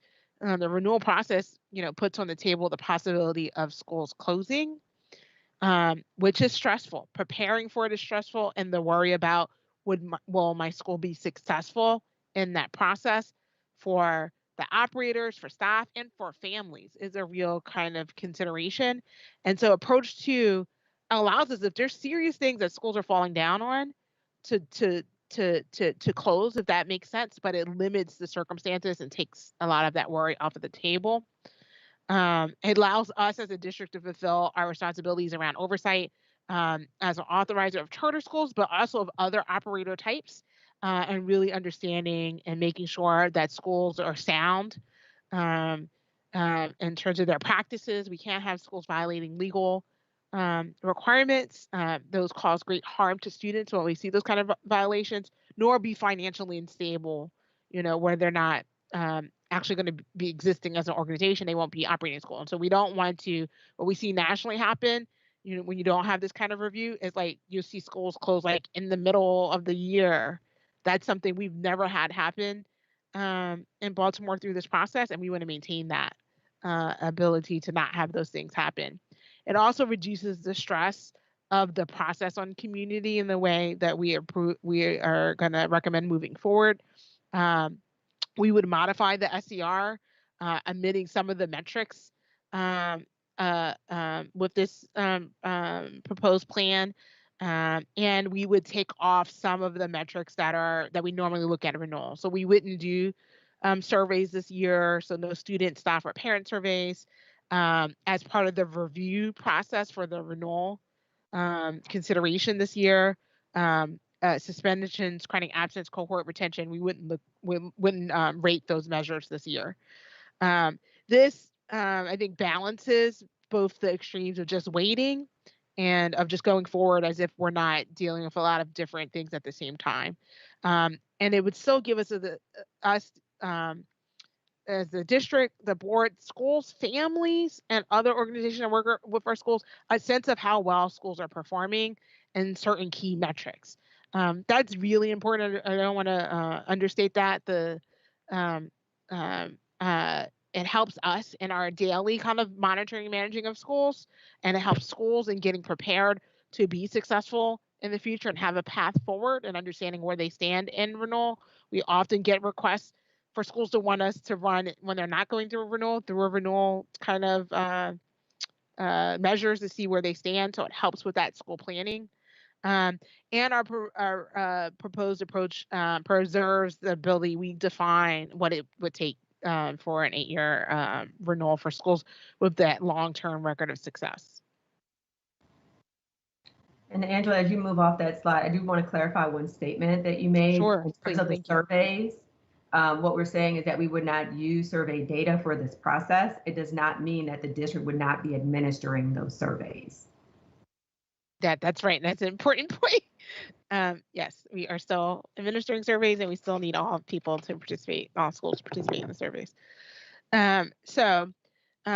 If approved, so this is the key kind of thing, schools will be eligible for a 3-year renewal or non-renewal. A not effective in any of the areas listed below would be the grounds for a non-renewal. And so a not effective in effective programming for students with disabilities, audit financial controls, operator capacity, or strategic leadership and governance from the SER. If a school is recommended for non-renewal based on that criteria, then the school's record of renewal, as well as the school's academic performance, will be considered and provided as additional factors for the board to consider in its decision making.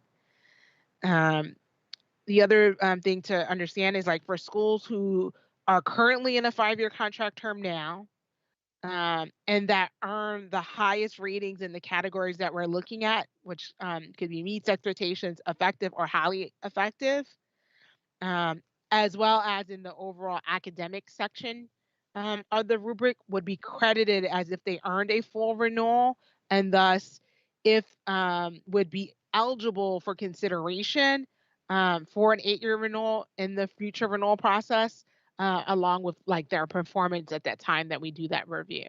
And so we're recommending the board approve that approach. Before you do that vote, we want to kind of walk through what these indicators look like.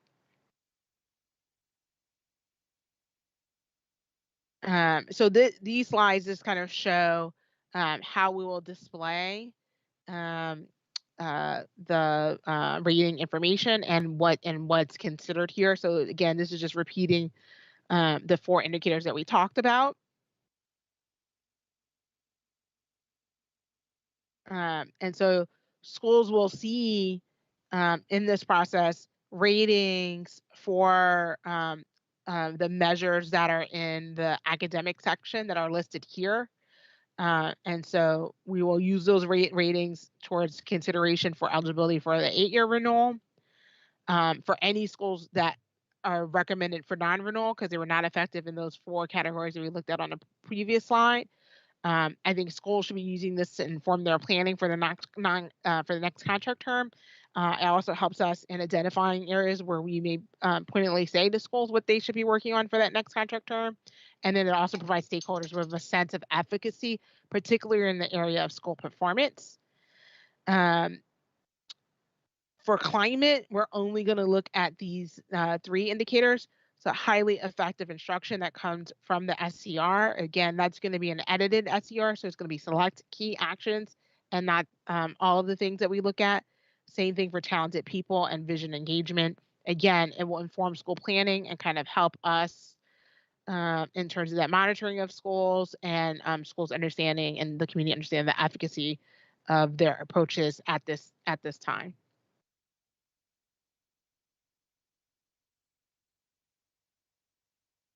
So I'm going to have Trevor kind of walk us through effective programming for students with disabilities.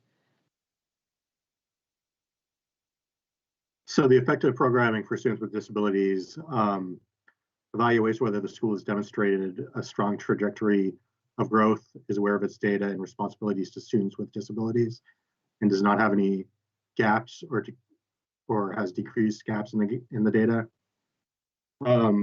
There are several pieces of evidence that go into rating this category, which is rated by the Office of Special Education. That's evidence in the renewal application, academic performance, attendance rates, suspensions, chronic absence rates for students with disabilities, and evaluation of the number of students with missed services and the number of complaints reported from families at the school. and also the results of a site visit. Normally that is an in-person site visit. For this year, we will be using a virtual site visit. And I just want to note that those site visits will be held in accordance with MSDE guidance. So we will be looking at and evaluating the schools in the same way that MSDE is looking at the district and holding us accountable.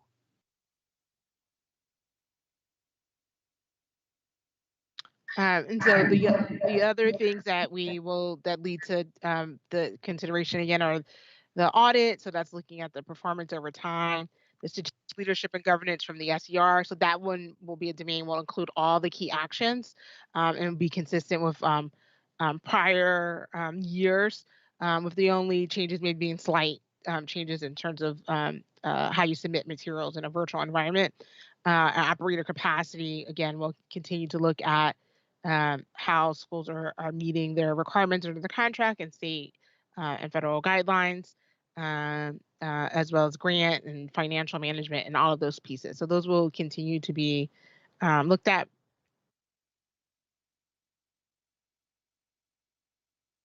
Oh. Hello, can you guys hear me? Okay. Yes, I hear you. Okay, sorry, my screen had was frozen for a second. I'm gonna turn over to Chief Jones to talk about the school effectiveness review.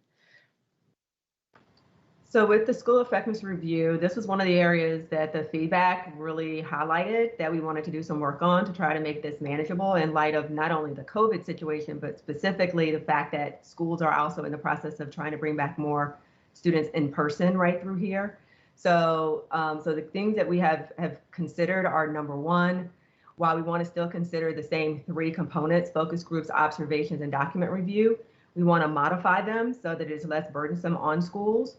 So one consideration is that with the classroom observations, that those would be done virtually. So it would look at the virtual instruction that is happening with schools.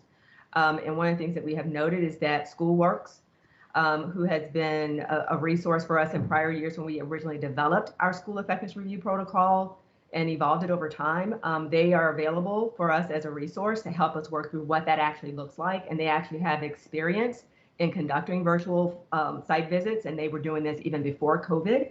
So to be able to leverage them to help us work through how we would implement this is part of the recommendation. The second part is in terms of the document review. We're also looking to streamline the document review and take a look at not only what we're requesting, but giving schools more time to provide those documents so that we will be able to, again, try to create a reasonable lift on schools when they are contending with so many other things. And then, of course, in terms of the things that we would be looking at, we still have the 3 SER measures that we look at, highly effective instruction, talented people, vision, and engagement. And we've already spoken about the strategic leadership and governance piece. Yeah, and just the one thing I would add for the classroom observations that are virtual, they will be recorded. So we will get recorded. So rather than, one of the things we heard, it was just about the level of stress that teachers are under. And so having people join while they're doing live virtual instruction was a stressor. So a modification that we do is actually have schools submit to us recorded lessons that we'll review from the recording rather than live. Next slide. And do you want to cover this? No, you can. Sorry. Okay, no problem. All right, can we go back to the assessment slide, please? Okay, so I've already sort of highlighted some of the key points here. So again, the MCAP, the Maryland Comprehensive Assessment Program, was canceled in the spring because of COVID. We're planning for administering it this spring. It's still a question mark of our ability to do so, partly because the state has made it very clear that it can only be administered in person. So we have to make available the opportunity for students to test in an in-person setting. And so what that means is that where we sit right now is that the last assessment data that we have is from the 18-19 school year. So I'm not going to walk through like the 3 different ways once again, but again, I just want to flag that what we've noted here is the specific years that we would have available. So there is a lag. So the most recent year would in this case be 18-19. And then when we look at trend and growth, we're looking really at 16-17 through 2018-19, or comparing results from 2018-19 to 16-17.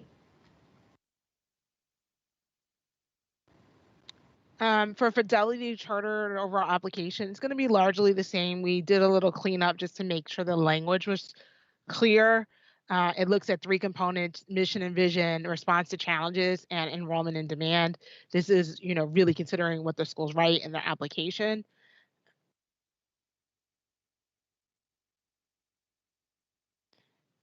And so one of the updates is we want to make sure that as reviewers are scoring it, that the guidance is taken into consideration those 3 components, as well as just the context setting and how we provide guidance to reviewers around those elements. So, we're looking at, are they making a case that they are meeting the needs of their students? Have they delivered their mission and vision in a way that meets the needs of all students and is fully realized in the school? Do they have strong enrollment, attendance, and connection to the school? So those are some of the key things. How do they respond to challenges? All schools have challenges. So are they proactive in how they respond to and handle challenges? So those are some of the key things that we look at in this particular measure.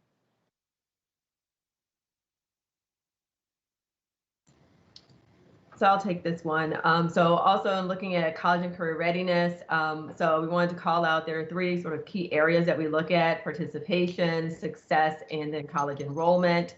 And so what we've noted here is just, how we take a look at the data that represents those 3 different areas. One of the things that we have continued to do is to create greater alignment to the way that MSDE talks about college and career readiness. So there have been some notable adjustments here to make that even stronger. So one of the things you'll see noted in red is that when we take a look at advanced placement, the idea here is that we're looking at advanced placement scores of 3, 4, or 5 in any advanced placement assessment, any subject. And then similarly, when we think about International Baccalaureate or IB, looking at performance of 4 or above in any subject area. So again, just noting that that does still speak to a level of college readiness that by including more subjects allow us to give credit for more students depending on their areas of interest and how well they're performing in those areas. The other key thing that I also wanted to note is there was an adjustment made in terms of AccuPlacer, which was an assessment that we were using to support the college readiness requirements. So there were students that had to take sort of a special readiness course, and that was the assessment that we were using for that. We have since changed our approach around that, so we're no longer using AccuPlacer for that purpose. So you will not see that noted here for our CCR approach. And then as it relates to graduation rate, one of the notable changes here is looking at multiple years of graduation rate data. And one of the things that we did just sort of call out, we have not yet received the 4-year graduation rate from the class of 2020. And so it's unclear around what impact the pandemic may have had around graduation rates, which is one of the reasons that we thought it would be more meaningful for us to look at the multiple years versus just the 1 year. And then, of course, once we receive that data, we can then try to make meaning of it in light of the context of the changes that happened as it relates to COVID.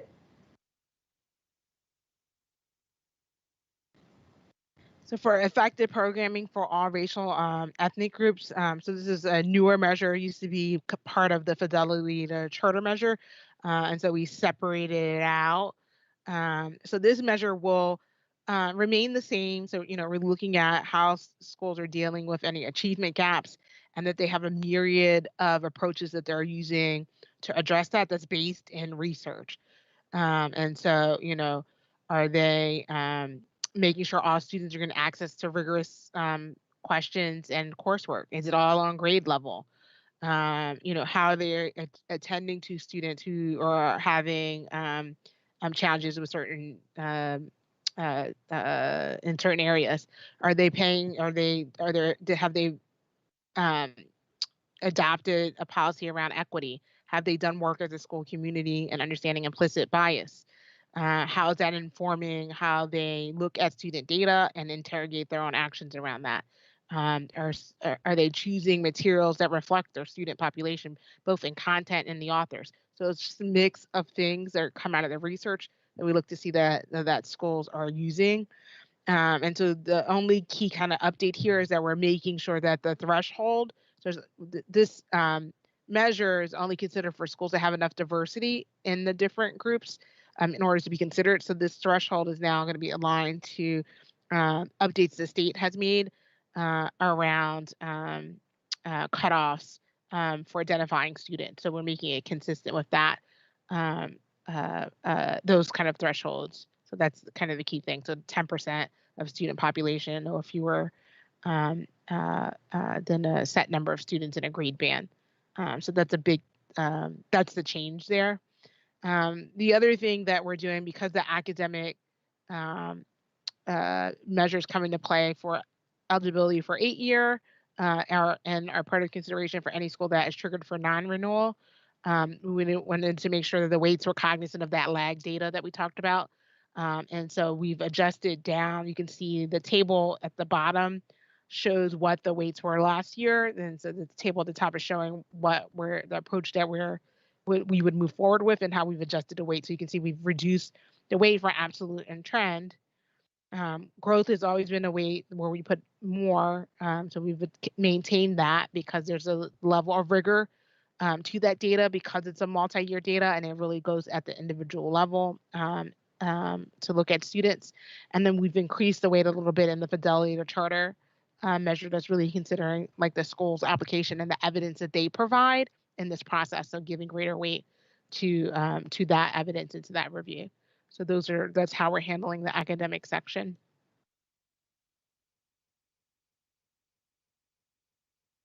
And so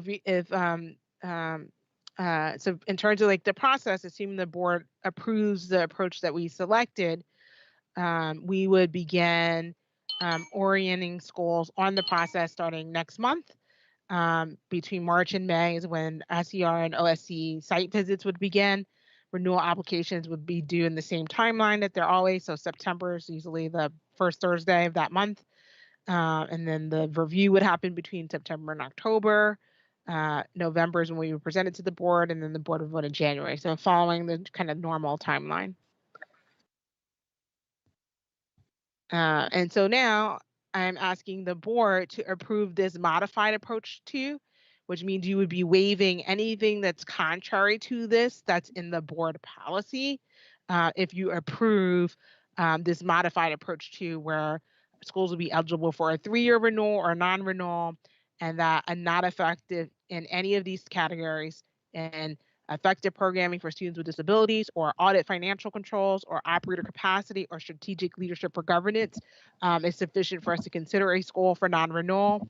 In the case of any school that's considered for non-renewal, the school's record of renewal as well as the school's academic performance will be considered and provided as additional factors to the board in its decision making.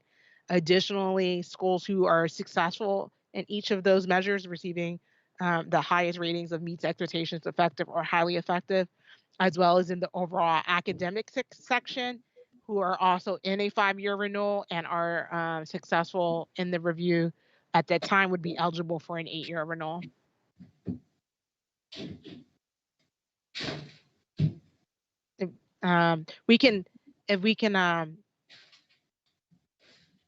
If we can pause to have the board vote, Joe, before we go to the slide, and so we can go back, and then after they vote, I just want to share. I want us just to share that next slide.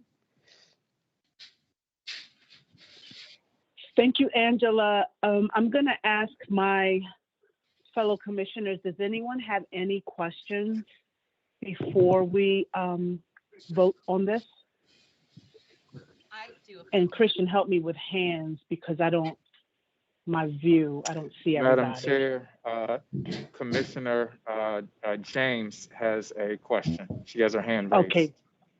Thank you so much, Commissioner McFadden. Commissioner James? Thank you, Ronald and Madam Vice Chair. My question, Ms. Alvarez, is with these 4 bullets, we know we've had challenge in the past of disparities between academic performance that have been fairly wide in number as well as impact. Is there anything in the modified approach to address schools that might be challenged in meeting the needs of specific targeted demographics outside of students with disabilities? So you're saying if a school's having academic challenges, like the racial gaps or just in general or in math or something? How is that reflected in this modified approach? Yep. So in this modified approach, they wouldn't be, if they were effective in each of these 4 categories, right? But they had, let's say they had poor math performance, we would not be recommending a non-renewal for that school. They would be getting a 3-year renewal, but we would identify that as something they need to work on during this contract term. Okay, thank you. Are there any other questions? Does someone else see a hand? Commissioner Reed has his hand up. Commissioner Thank Richardson. you, Thank you, Commissioner McFadden. Commissioner Reed. Thank you, Ms. Alvarez and Ms. Jones. I guess my question refers to page 30. How tough will it be for us to get our arms around the growth? Because I see how middle school's gone from 21 to 30 and elementary from 35 to 40. In these times, uncertain times, how can we gauge growth? How tough is that going to be? So in terms of how we're actually looking at growth, we are actually using what's called the student growth percentile as the way that we are looking at how students perform. So the idea behind a student growth percentile is it's taking a look at a student's performance relative to their other student peer group that performed in that same way in the prior year's state assessment. So that approach in and of itself around how we actually determine growth does not change. What we're highlighting here, though, is that the number of years of growth data that we have might change because we don't have growth data that would consider school year 2021 because the assessment was not administered.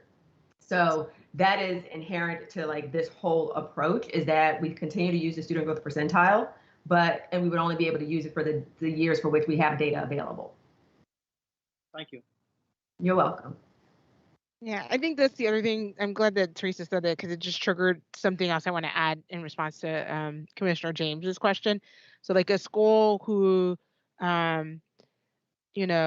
was not doing well in math, for example, right? Like let's say that was a challenge area. Like in part, we're looking at older data. So it's revealing, it's important, it's pertinent because it's during the contract term, but there could be things that they have put in place that are addressing it that we don't see yet, right?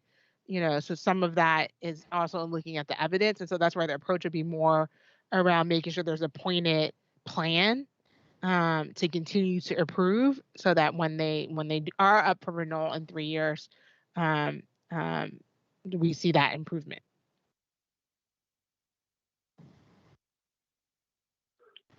Vernon, is your hand still up for another question or is it from previous? Okay. Any other board commissioners with questions? Seeing none, is there a motion to approve item 8.05? So moved. Is there a second?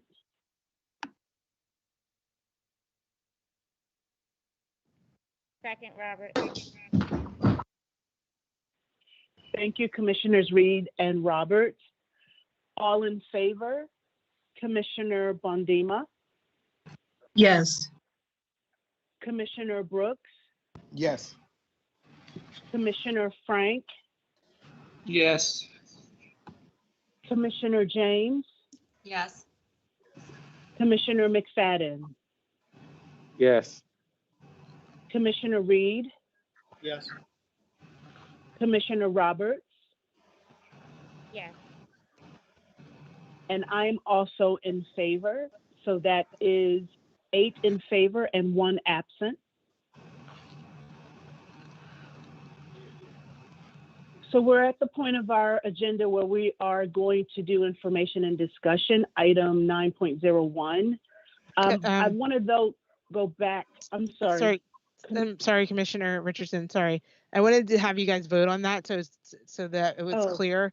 But there's one other thing I want to make sure we're highlighting publicly for the broader school community. So sorry about that. There's just one more kind of piece. Okay. I'm actually going to let Chief Jones kind of talk through this.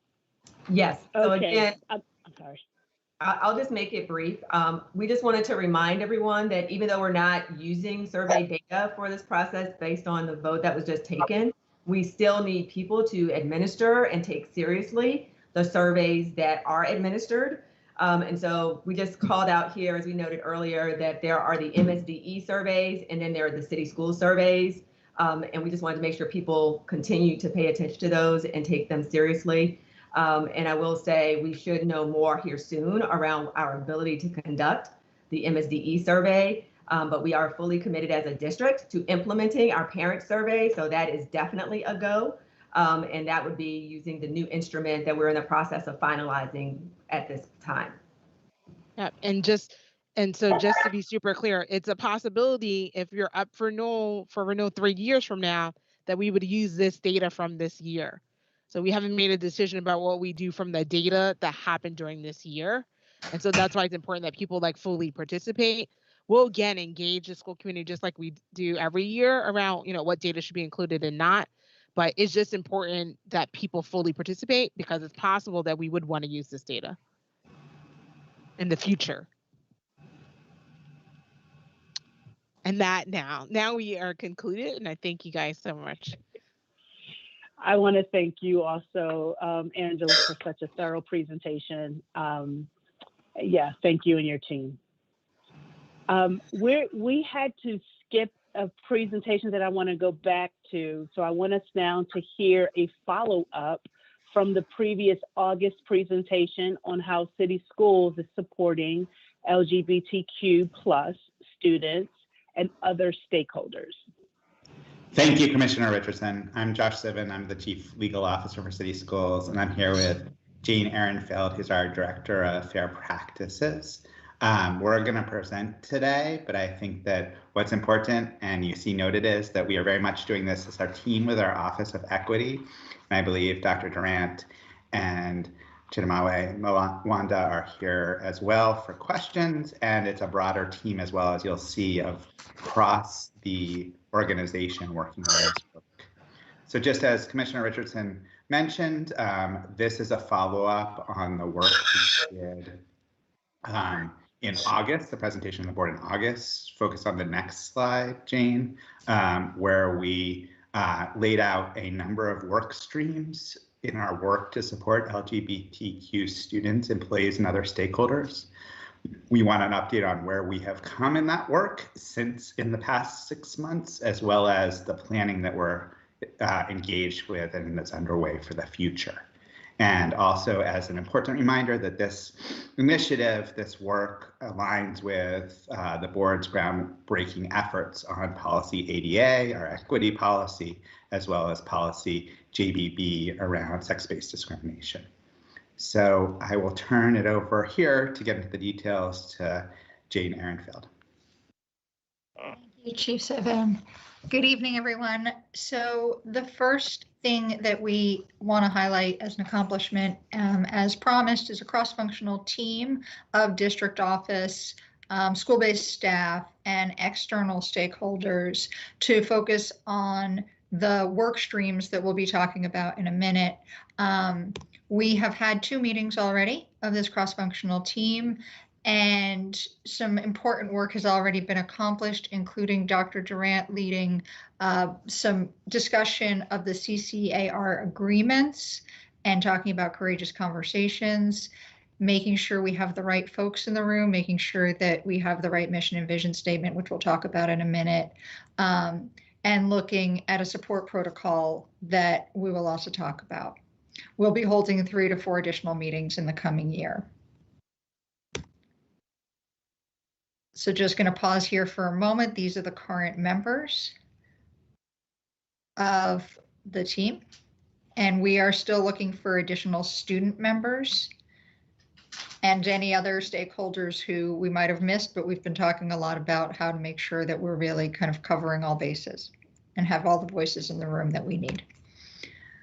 All right, so back in August, this was the original mission statement that was presented to the board. And we wanted to bring that to the team. We felt that it was really important for the team to work on this and think about what is the guiding concept for the work. And so this is the current draft revised mission statement and draft vision statement.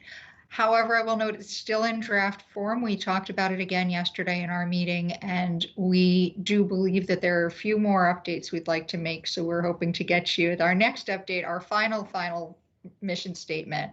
But I think it's very important for us to have a shared understanding of purpose. And I think the important piece is really to focus on the supportive element of this work. So these are the key work streams that were identified for the cross-functional team to focus on. And I'm going to go through each one in turn and talk about what was said in August and then what updates we have since then. So starting with policy interpretation and implementation, as you know, and through the extraordinary visionary leadership of the board, we have updated policy JBB and policy ACB, not only to be in line with new regulations from the Federal Department of Education, but really to ensure that they are in line with the vision of this initiative. And so there have been some legal developments. Some of these came before the August presentation, but some very important pieces. One actually was just last week, as some of you may know, President Biden issued an executive order that affirmed the rights of transgender students and the rights of students to, for example, use restrooms and participate on sports teams corresponding to their gender identity. And so we are keeping abreast of all of the developments. They're going to come quickly, I believe, in the next few months. So this is what was presented into the board in August as the work, and I will talk through briefly some of the updates since then. We've been strengthening the system-wide Title IX coordinator role in my department, the Fair Practices Department. We hired a highly experienced new Title IX coordinator, Courtney Calhoun, who comes to us with 30+ years of experience. We've been participating in trainings, updating the non-discrimination statement. Really important piece is the identification of Title IX points of contact in every school and a shared set of responsibilities that everyone understands and really talking about making visible what that role means in schools. And then, as I mentioned before, updating JBB and ACB. And then following on that, streamlining protocols for reporting and addressing and investigating complaints related to policy JBB, policy JICK. And we're really trying to develop an approach that is very user-friendly for school-based employees to be able to implement these policies in real time and working under quick deadlines. The next work stream is student engagement, support, and wholeness. And so this is what was presented to the board in August. I think it's really important just to contextualize before we move into the updates that there's a whole lot of data and research that supports this work. And we will be diving into that in much greater depth as part of the cross-functional teamwork. But I just want to show some of this data before I move on, just to give a sense, and many of you I'm sure are familiar with it already, but this shows some data that relates to students across Maryland. And we see a lot of heightened rates of bullying, of harassment for LGBTQ students. This comes from the Youth Risk Behavior Survey, and so it relates specifically to students in Baltimore City Public Schools. Higher rates of suicidal ideation, of depression. These are really, they're sobering statistics for sure. And then finally, we wanted to monitor the impact of COVID-19 on LGBTQ students. And so we just see some impacts that relate to COVID-19 specifically in LGBTQ plus youth. So updates on this front. We had a great conversation yesterday at our second meeting of the cross-functional team about a school support protocol that we will be rolling out slowly to schools with a lot of supportive training around ensuring that students have a safe environment in which to discuss, explore their gender identity, and that the school is a safe place for all students. We've been working with ASCBC. They have a new LGBTQ plus student liaison, and so we're working to get that student liaison onto the cross-functional team and make sure that we're connecting with them. And then crosswalking our work with the City Schools Bullying Task Force. There's been phenomenal work that's happened since long before August on the Gender Sexuality Alliance front. And we just really want to showcase that continuing work. And it's been really extraordinary to see that even with school going virtual, the work continues. And so there have been new advisors trained this year. There will be more new advisors trained. There have been meetings, there have been activities. It's just been a really, really active place. And so tremendous kudos to the folks who are running the Gender Sexuality Alliances and all the advisors, because that work, as you can see, is continuing. On the professional development front, this is what was presented in August around professional development. We are in process of developing and vetting a variety of new trainings for staff. So we've started to pilot a training on bullying, harassment, and intimidation, and it encompasses kind of all of the world of bullying and harassment and intimidation, but also relates to LGBTQ plus support and Title IX. And we've been soliciting feedback from stakeholders. We're working to develop a LGBTQ plus support training, and we'll be talking about a draft outline for that training at our next cross-functional team meeting. Those trainings we expect to roll out to all staff next year in the 2021-22 school year. And then there have been other corollary trainings that have been happening through the year as well, which is wonderful because they complement the trainings that we're developing. On the academics front, here's what was presented in August. And we've been having really great conversations with the curriculum team on working to continue to embed and align LGBTQ plus issues with existing standards and ensure alignment with updated Maryland state standards.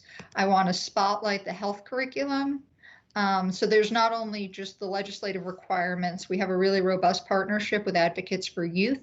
We have the 3 R's curriculum, and there are multiple ways in which that work embeds into the curriculum from elementary school all the way through high school to ensure that LGBTQ plus awareness and support are kind of embedded into everything that students are learning in their health curriculum. We certainly need to keep exploring resources and ensure that the curriculum is implemented with fidelity, but there's so much work going on already in the schools. The next work stream is data management, monitoring, and communication. So these are some of the things that were presented to the board in August. And one thing that happened in October, for the very first time, City Schools celebrated LGBTQ plus History Month. And there were all sorts of initiatives that went along with that.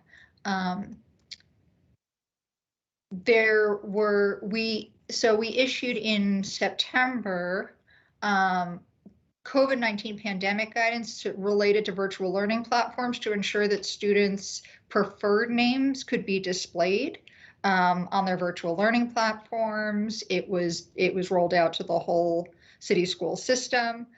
We've begun the process of updating student record systems to include a designation for non-binary students. And then really, as I mentioned before, updating and streamlining our reporting processes. finally, the last work stream is facilities design and construction. So gender neutral facilities have been incorporated already into 2 21st century school projects. And just as a last piece, here's a design and a photograph of brand new gender neutral facilities in one of our 21st century schools. And that's all. And we can take any questions that you might have. And before we open up, I just wanted to give an opportunity for the Equity Office, Dr. Durant, if you want to add anything. But if not, just again want to recognize their amazing partnership in this work. Good evening, board members and Dr. Santelises, Chief Sivan, and Jane. We're here. We actually don't have anything else to add.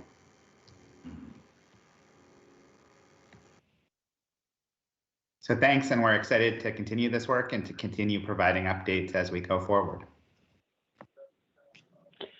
Okay, thank you so much, team. I see some hands going up. The first hand I saw was Commissioner James and then Commissioner Brooks. Madam Chair, Commissioner Richardson, I just want to say I know that you saw those hands, but Dr. Brooks, Commissioner Brooks did ask in the chat if some of those bullet points that were mentioned, I believe it's in the highlighted slide, the preliminary review of existing external data, if some of those points can be elaborated on or colored a bit more. I know you were in the presentation, so I'm sure someone probably missed seeing those comments. I just want to make sure we get there because those were the first set. That was the first set of questions. Okay. I appreciate that flag. Thank you so much, Commissioner McFadden. Which slide would you like to look at? I'm sorry. So it starts on slide 16. Slides, okay. The data. Okay. Yeah. And I think that this slide and the following ones are important as part of our work to both recognize the data out there, whether in the GLSEN survey or in on the next slide, the youth risk survey that is done, and this is particularly the Baltimore data. And just if we focus on this slide at the top, just because Commissioner Brooks wanted to focus there, the figure, for instance, of 17.5% of LGBTQ high school students report being bullied in school compared to 12.4% of non-LGBTQ students, and going down, for instance, if you look at the 2 from the bottom, 41.9% of LGBTQ high school students seriously considered attempting suicide compared to 13% of non-LGBTQ students. So this data like this will be considered at the cross-functional team and inform our work as we go forward. Yeah. Is that what you wanted, Commissioner Brooks? Yes.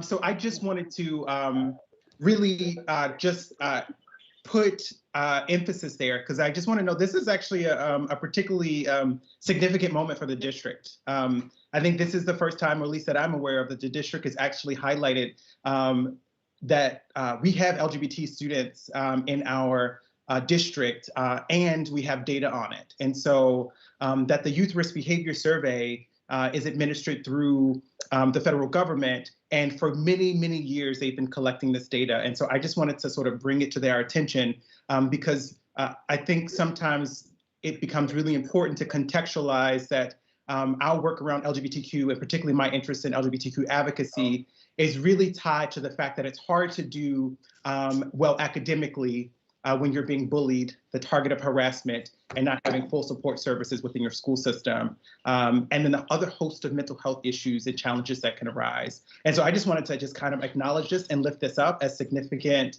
not only for our journey forward, but also deeply grateful and in deep gratitude for all of the cross-functional team members for actually making this happen. And so I just wanted to say that. Thank you, Commissioner Brooks. I want to go to Commissioner James. thank you. Thank you for your work on this team. This is good stuff. My question is, there's a lot of reliance on the health curriculum to disseminate this information. And knowing that we've got actually very few licensed health teachers in the district, and in conversations with elementary school generalists, as well as middle school and high school specialists in science, where this work is embedded, their realistic piece is that they're not having time within their curriculums to deliver this. So what I would hate to have happen is you put this work in, we do this great effort, and then it just sits on a shelf. So what's the plan for ensuring that this content information gets in the hands of young people? So I think that's a really good point, Commissioner James, and we've started the work with our teaching and learning team to make sure that we have the latest and greatest in curriculum. We have good partnerships, and we also have the training and the time in terms of implementation to do this work. And we put a spotlight on the health curriculum, but I think that the interest of the teaching and learning team is to look at our other content areas in curriculum and then the implementation to see other opportunities for sharing resources and embedding this support work, not just so we're not just putting freight on the health curriculum. So, and is the health and physical education coordinator part of your team, your cross-functional team? So Josh Bailey from Teaching and Learning is, and he's been coordinating the work through all of the teaching and learning units, and we have heavily relied on the experts on health curriculum and have pulled them in already. Okay, so then the next piece that I'd simply request is, this is a big lift and important work. We've also got the work from the state law on heroin education and dissemination of addiction information through health education. Could we get a visual of which schools have health educators across the district? How many health educators we have, so that we understand better the needs of professional development for the teachers that are delivering this content, to make sure they're not using biased language, to make sure they understand the full scope of what teaching a comprehensive sex education and body awareness curriculum looks like through an LGBTQ lens, to make sure that the resources are in place to ensure this content is delivered in an appropriate manner. And if I could suggest that is and will be one of the guiding questions as we look at curriculum. So in our next update on this, maybe we could incorporate that in, unless you want that information sooner, and then we'd be happy to follow up. I think definitely ongoing as a continual inclusion. I'm concerned if my term on the board ends, the question dies. So sooner would be better to have that information. And especially because I don't know that we have the capacity to train every elementary school teacher and every science teacher. So really looking and ensuring that we have a licensed health educator in at least every cluster of buildings to make sure this information can get disseminated in a way that isn't re-traumatizing. And I think this is where our partnerships with external organizations that are coming in and supporting is also really critical. So we can also just make sure that we embed that in what we share out, is how external organizations are supporting that work as well. Yeah, and certainly external partners are important, but also having that teacher in place in the building. Absolutely. Thank you. So, Commissioner Brooks, did you take your hand down? Because you did have your hand up. Did you get everything you wanted, or should I come back to you? Oh, you can come back, because I think Commissioner McFadden had his hand up. Yeah. Oh, okay. So we'll do McFadden, then we'll come to you, back to you, okay? Great, thank you. Perfect. Commissioner McFadden? I appreciate it. Yep, I appreciate that, Commissioner Richardson.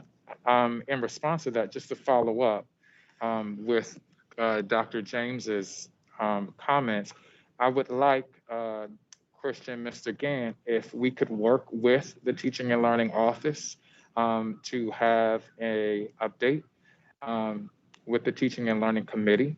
I'm not sure where that would fit in our calendar. I know that this update is coming to the full board, but I think that if we kind of narrow in committee a little bit more, that this will continue to be a way that the board will remain updated on this work that is happening.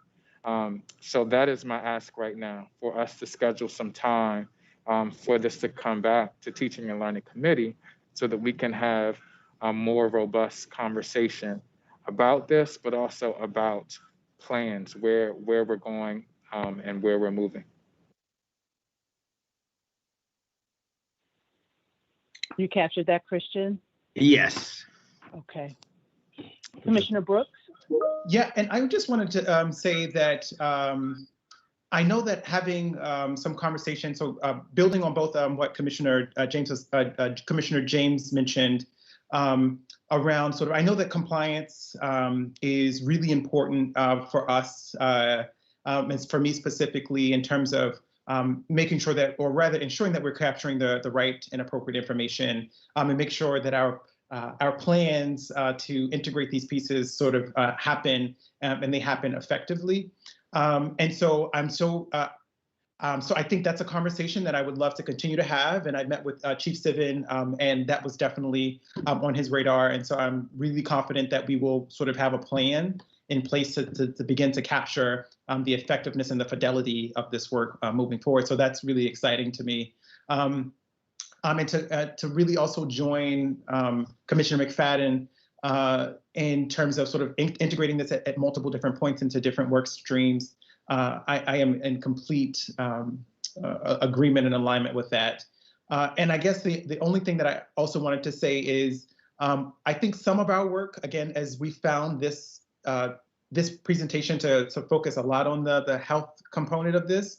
And I believe it was Dr. Duran who mentioned it, sort of having to sort of disentangle sort of the compliance aspects of this work with the affirmative sort of proactive approaches. And I think this is the beginning of that. And I think if we can continue to focus in on sort of those wholeness, so I'm really looking at the whole office folks who are whole child folks who do that work in terms of building and wraparound service to really create a positive environment and culture that we can get to a place where it's not just in the LGBT folks are just talked about in our health curriculum, but actually talked about in terms of every aspect of their education and even their safety and willingness and mental health, and including their sexual health in schools. And so, again, just major kudos to this work, and looking forward to watching it grow. And to that point, Commissioner Brooks, I think that you are seeing Jane and I presenting today with support from the Equity Unit, but we have with us, you see Sarah Warren chiming in and Janice Lane chiming in. There has been real support across the organization, and including our schools and engagement here. So we may not be the best vehicles to convey that, but I just wanted to assure you that we are really thinking across, and we have gotten as we plan the cross-functional team, and we wanted to be very planful at how we rolled it out. We really got very strong engagement from the various offices we reached out to, and even the ones that don't have a member there, we've actually talked to, and they volunteered to come in as necessary. And also those conversations have helped prompt already engagement in the work. We had a great conversation that I referenced earlier, but just want to stress with Janice Lane and her team, and Josh Bailey being our contact to that, to think about embedding this work across our teaching and learning work in a way that is sensitive to and thinks about all the different ways in which we can engage with vendors and the like. So I really appreciate Sarah and Janice for chiming in to echo and emphasize the important collaborative effort here. And I think Commissioner Brooks, this is why we want to really make sure to get that mission and vision statement exactly right. And that's the conversation we've been having about it, because if we have a shared vision of what the work is, and as I mentioned before, kind of focusing on the supportive element, the affirmative element, then I think that will guide every piece of what we do from here on out. So thank you for raising that. Thank you all. Are there any other questions or comments from the commissioners?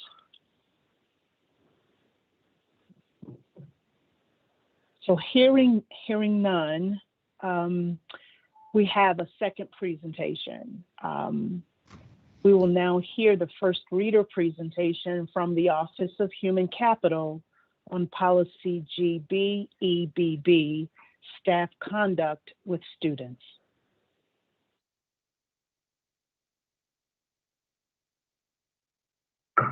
Good evening, Commissioners. My name is Jerome Jones. I'm the Director of Labor Relations in the Office of Human Capital, and I'm here for the first reader of GBEBB, Staff Conduct with Students.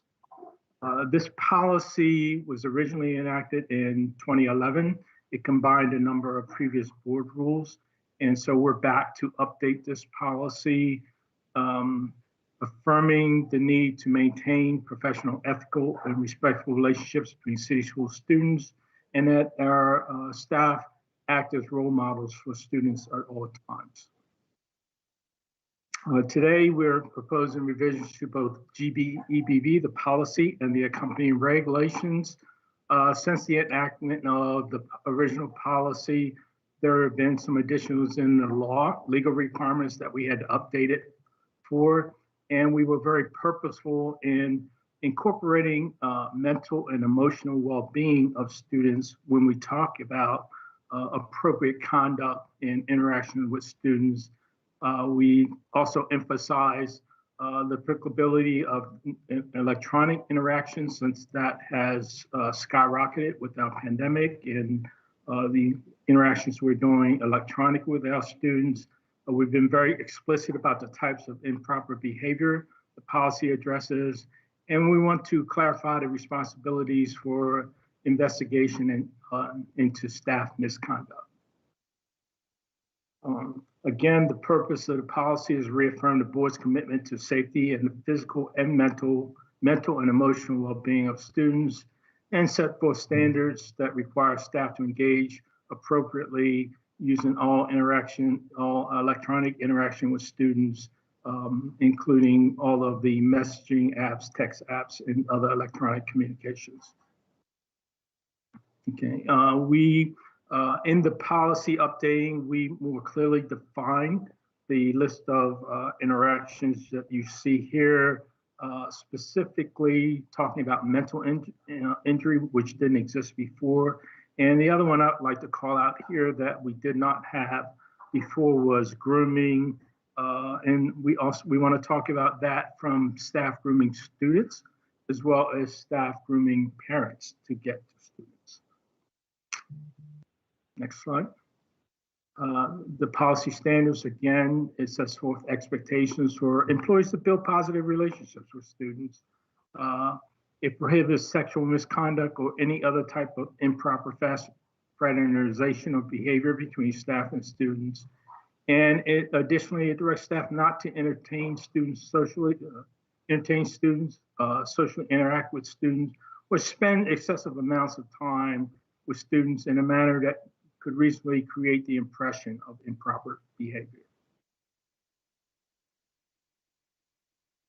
Here's another list of revisions in the policy: discrimination, bully and harass, inappropriate verbal interactions with students, electronic interactions, and we also talk about transporting students alone in a vehicle without permission.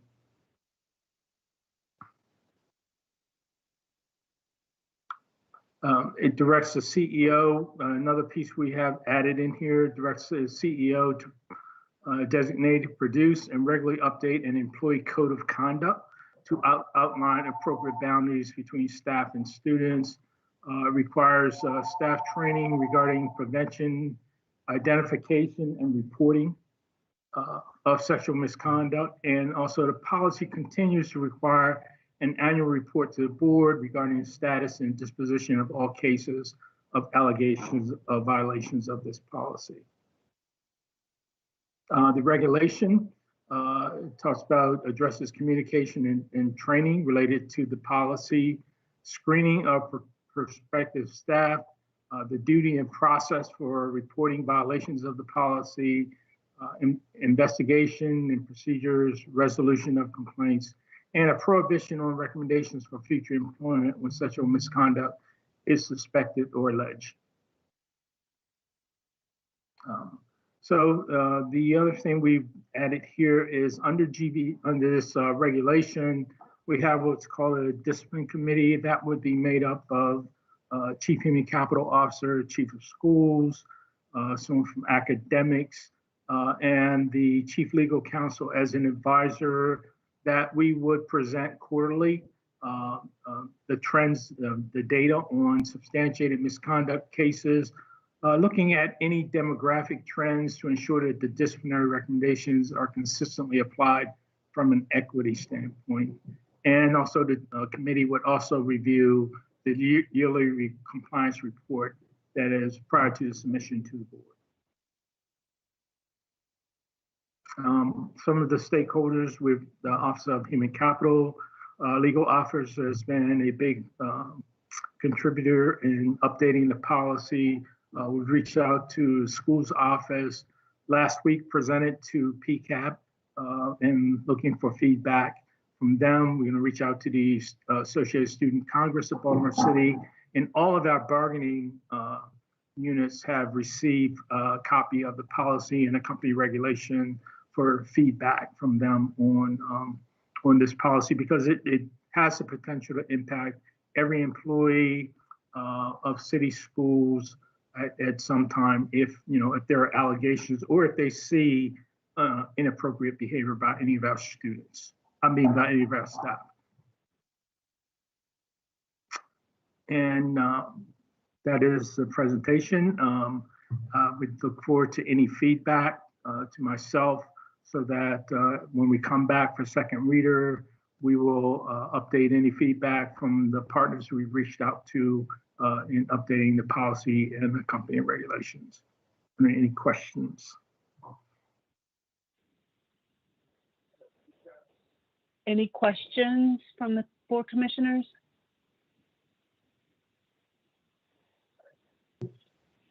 Oh, Commissioner McFadden has his hand up. I just want to, make a comment to just thank you for the presentation, Mr. Jones, and I appreciate you including after our policy meeting the incorporation of those bargaining units and making sure that they have the information. I would just encourage us to follow up with them also. I know we send it and we solicit their feedback initially, but I would just encourage to make sure as much as we possibly can to get an authentic response from them to really inform this particular policy revision. So just want to say that I appreciate the work that you do on behalf of city school staff. And I look forward to hearing what the engagement looks like as we come back to second reader. Thank you. I will certainly reach out and make sure we get feedback from all of our partners. Any other comments or questions? Okay, so next on our agenda, first of all, thank you, Jerome Jones, for your presentation and your work on this. Thank you. And as it relates to committee reports, I just want to remind the public that our committee meetings are all recorded and you can review them at your convenience. I have to give you all a notice of our upcoming meetings. And so our next Teaching and Learning Committee meeting, it will be virtual, and it is on Tuesday, February the 2nd, and it will start at 3:30 p.m. Our COMAR hearing is a virtual meeting, and it is on Tuesday, February 9th, and it starts at 8 o'clock p.m. Our operations committee meeting is a virtual meeting, and it will be on Tuesday, February the 16th, and it starts at 10:30 a.m. And lastly, our policy committee meeting is a virtual meeting, and it will be on Tuesday, February the 16th at 3:30 p.m. We can adjourn. If there are there any questions or comments from our board before we adjourn? Commissioner Richardson, before we do that, I just want to make sure that someone from our board office staff or staff in general just reminds people where they can find those recordings. I'm not sure if they're on the city schools website or if they're on YouTube. I think we should just be clear on how to access those committee meetings. And then also, just as a reminder to the public, how they can sign up to speak for public comment, because we do offer public comment at this point in all of our committees. So I just want to make sure we're clear about that to the public before we leave. Sure, Thank you so much. I appreciate that. Sure. Yes. So they are posted on the City Schools YouTube page. And the board office also includes a link after the meetings on board docs. So you go to the specific meeting and you can click and it'll say video. As far as sign up for the committees begins on Mondays and ends at 5 p.m. Fridays and ends at 5 p.m. on Mondays. And you can sign up for committees by reaching out to schoolboard at bcps.md.us, excuse me. As far as the public board meetings, the information is on the notices, but Ms. Latrice Jones is the staff person who is the designated for public comment. So you can email her on board meeting days between 4:15 and 5:15 with either an email of no more than 300 words, a video of 3 minutes or less, or you can comment live also for 3 minutes. And that information is for public board meetings is usually tweeted out by our comms team every Friday. So it includes the notice, but it's also on the website. Thank you, Christian, for that. That was very helpful. Thank you. I see Michelle, Commissioner Bondima's hand. Yeah, we're at the end of the meeting, and I just want to, before we close the meeting, I want to say, and I'm sure the board would like to say, it was a wonderful, well presented, well-ran meeting, and I enjoyed being with you, Commissioner Richardson. Well done. Thank you so much, Commissioner Bondima. I appreciate that. Thank you. Are we ready to adjourn? Is there a motion? I move that we adjourn this public board meeting. Is there a second? Second, Reed. Thank you, Commissioners McFadden and Reed. All in favor? Bondima? Yes. Brooks? Yes. Commissioner Frank had to leave. James? Yes. McFadden? Yes. Reed? Yes. Roberts? Yes. Commissioner Sykes is not here. I am also in favor. So that is, let me see if I can get this one right. That is 7 in favor and 3 absent. Correct. Okay, good night, everybody. Thank you Good night. again for joining us in our public meeting. We'll see you next time. Bye-bye. Thank you.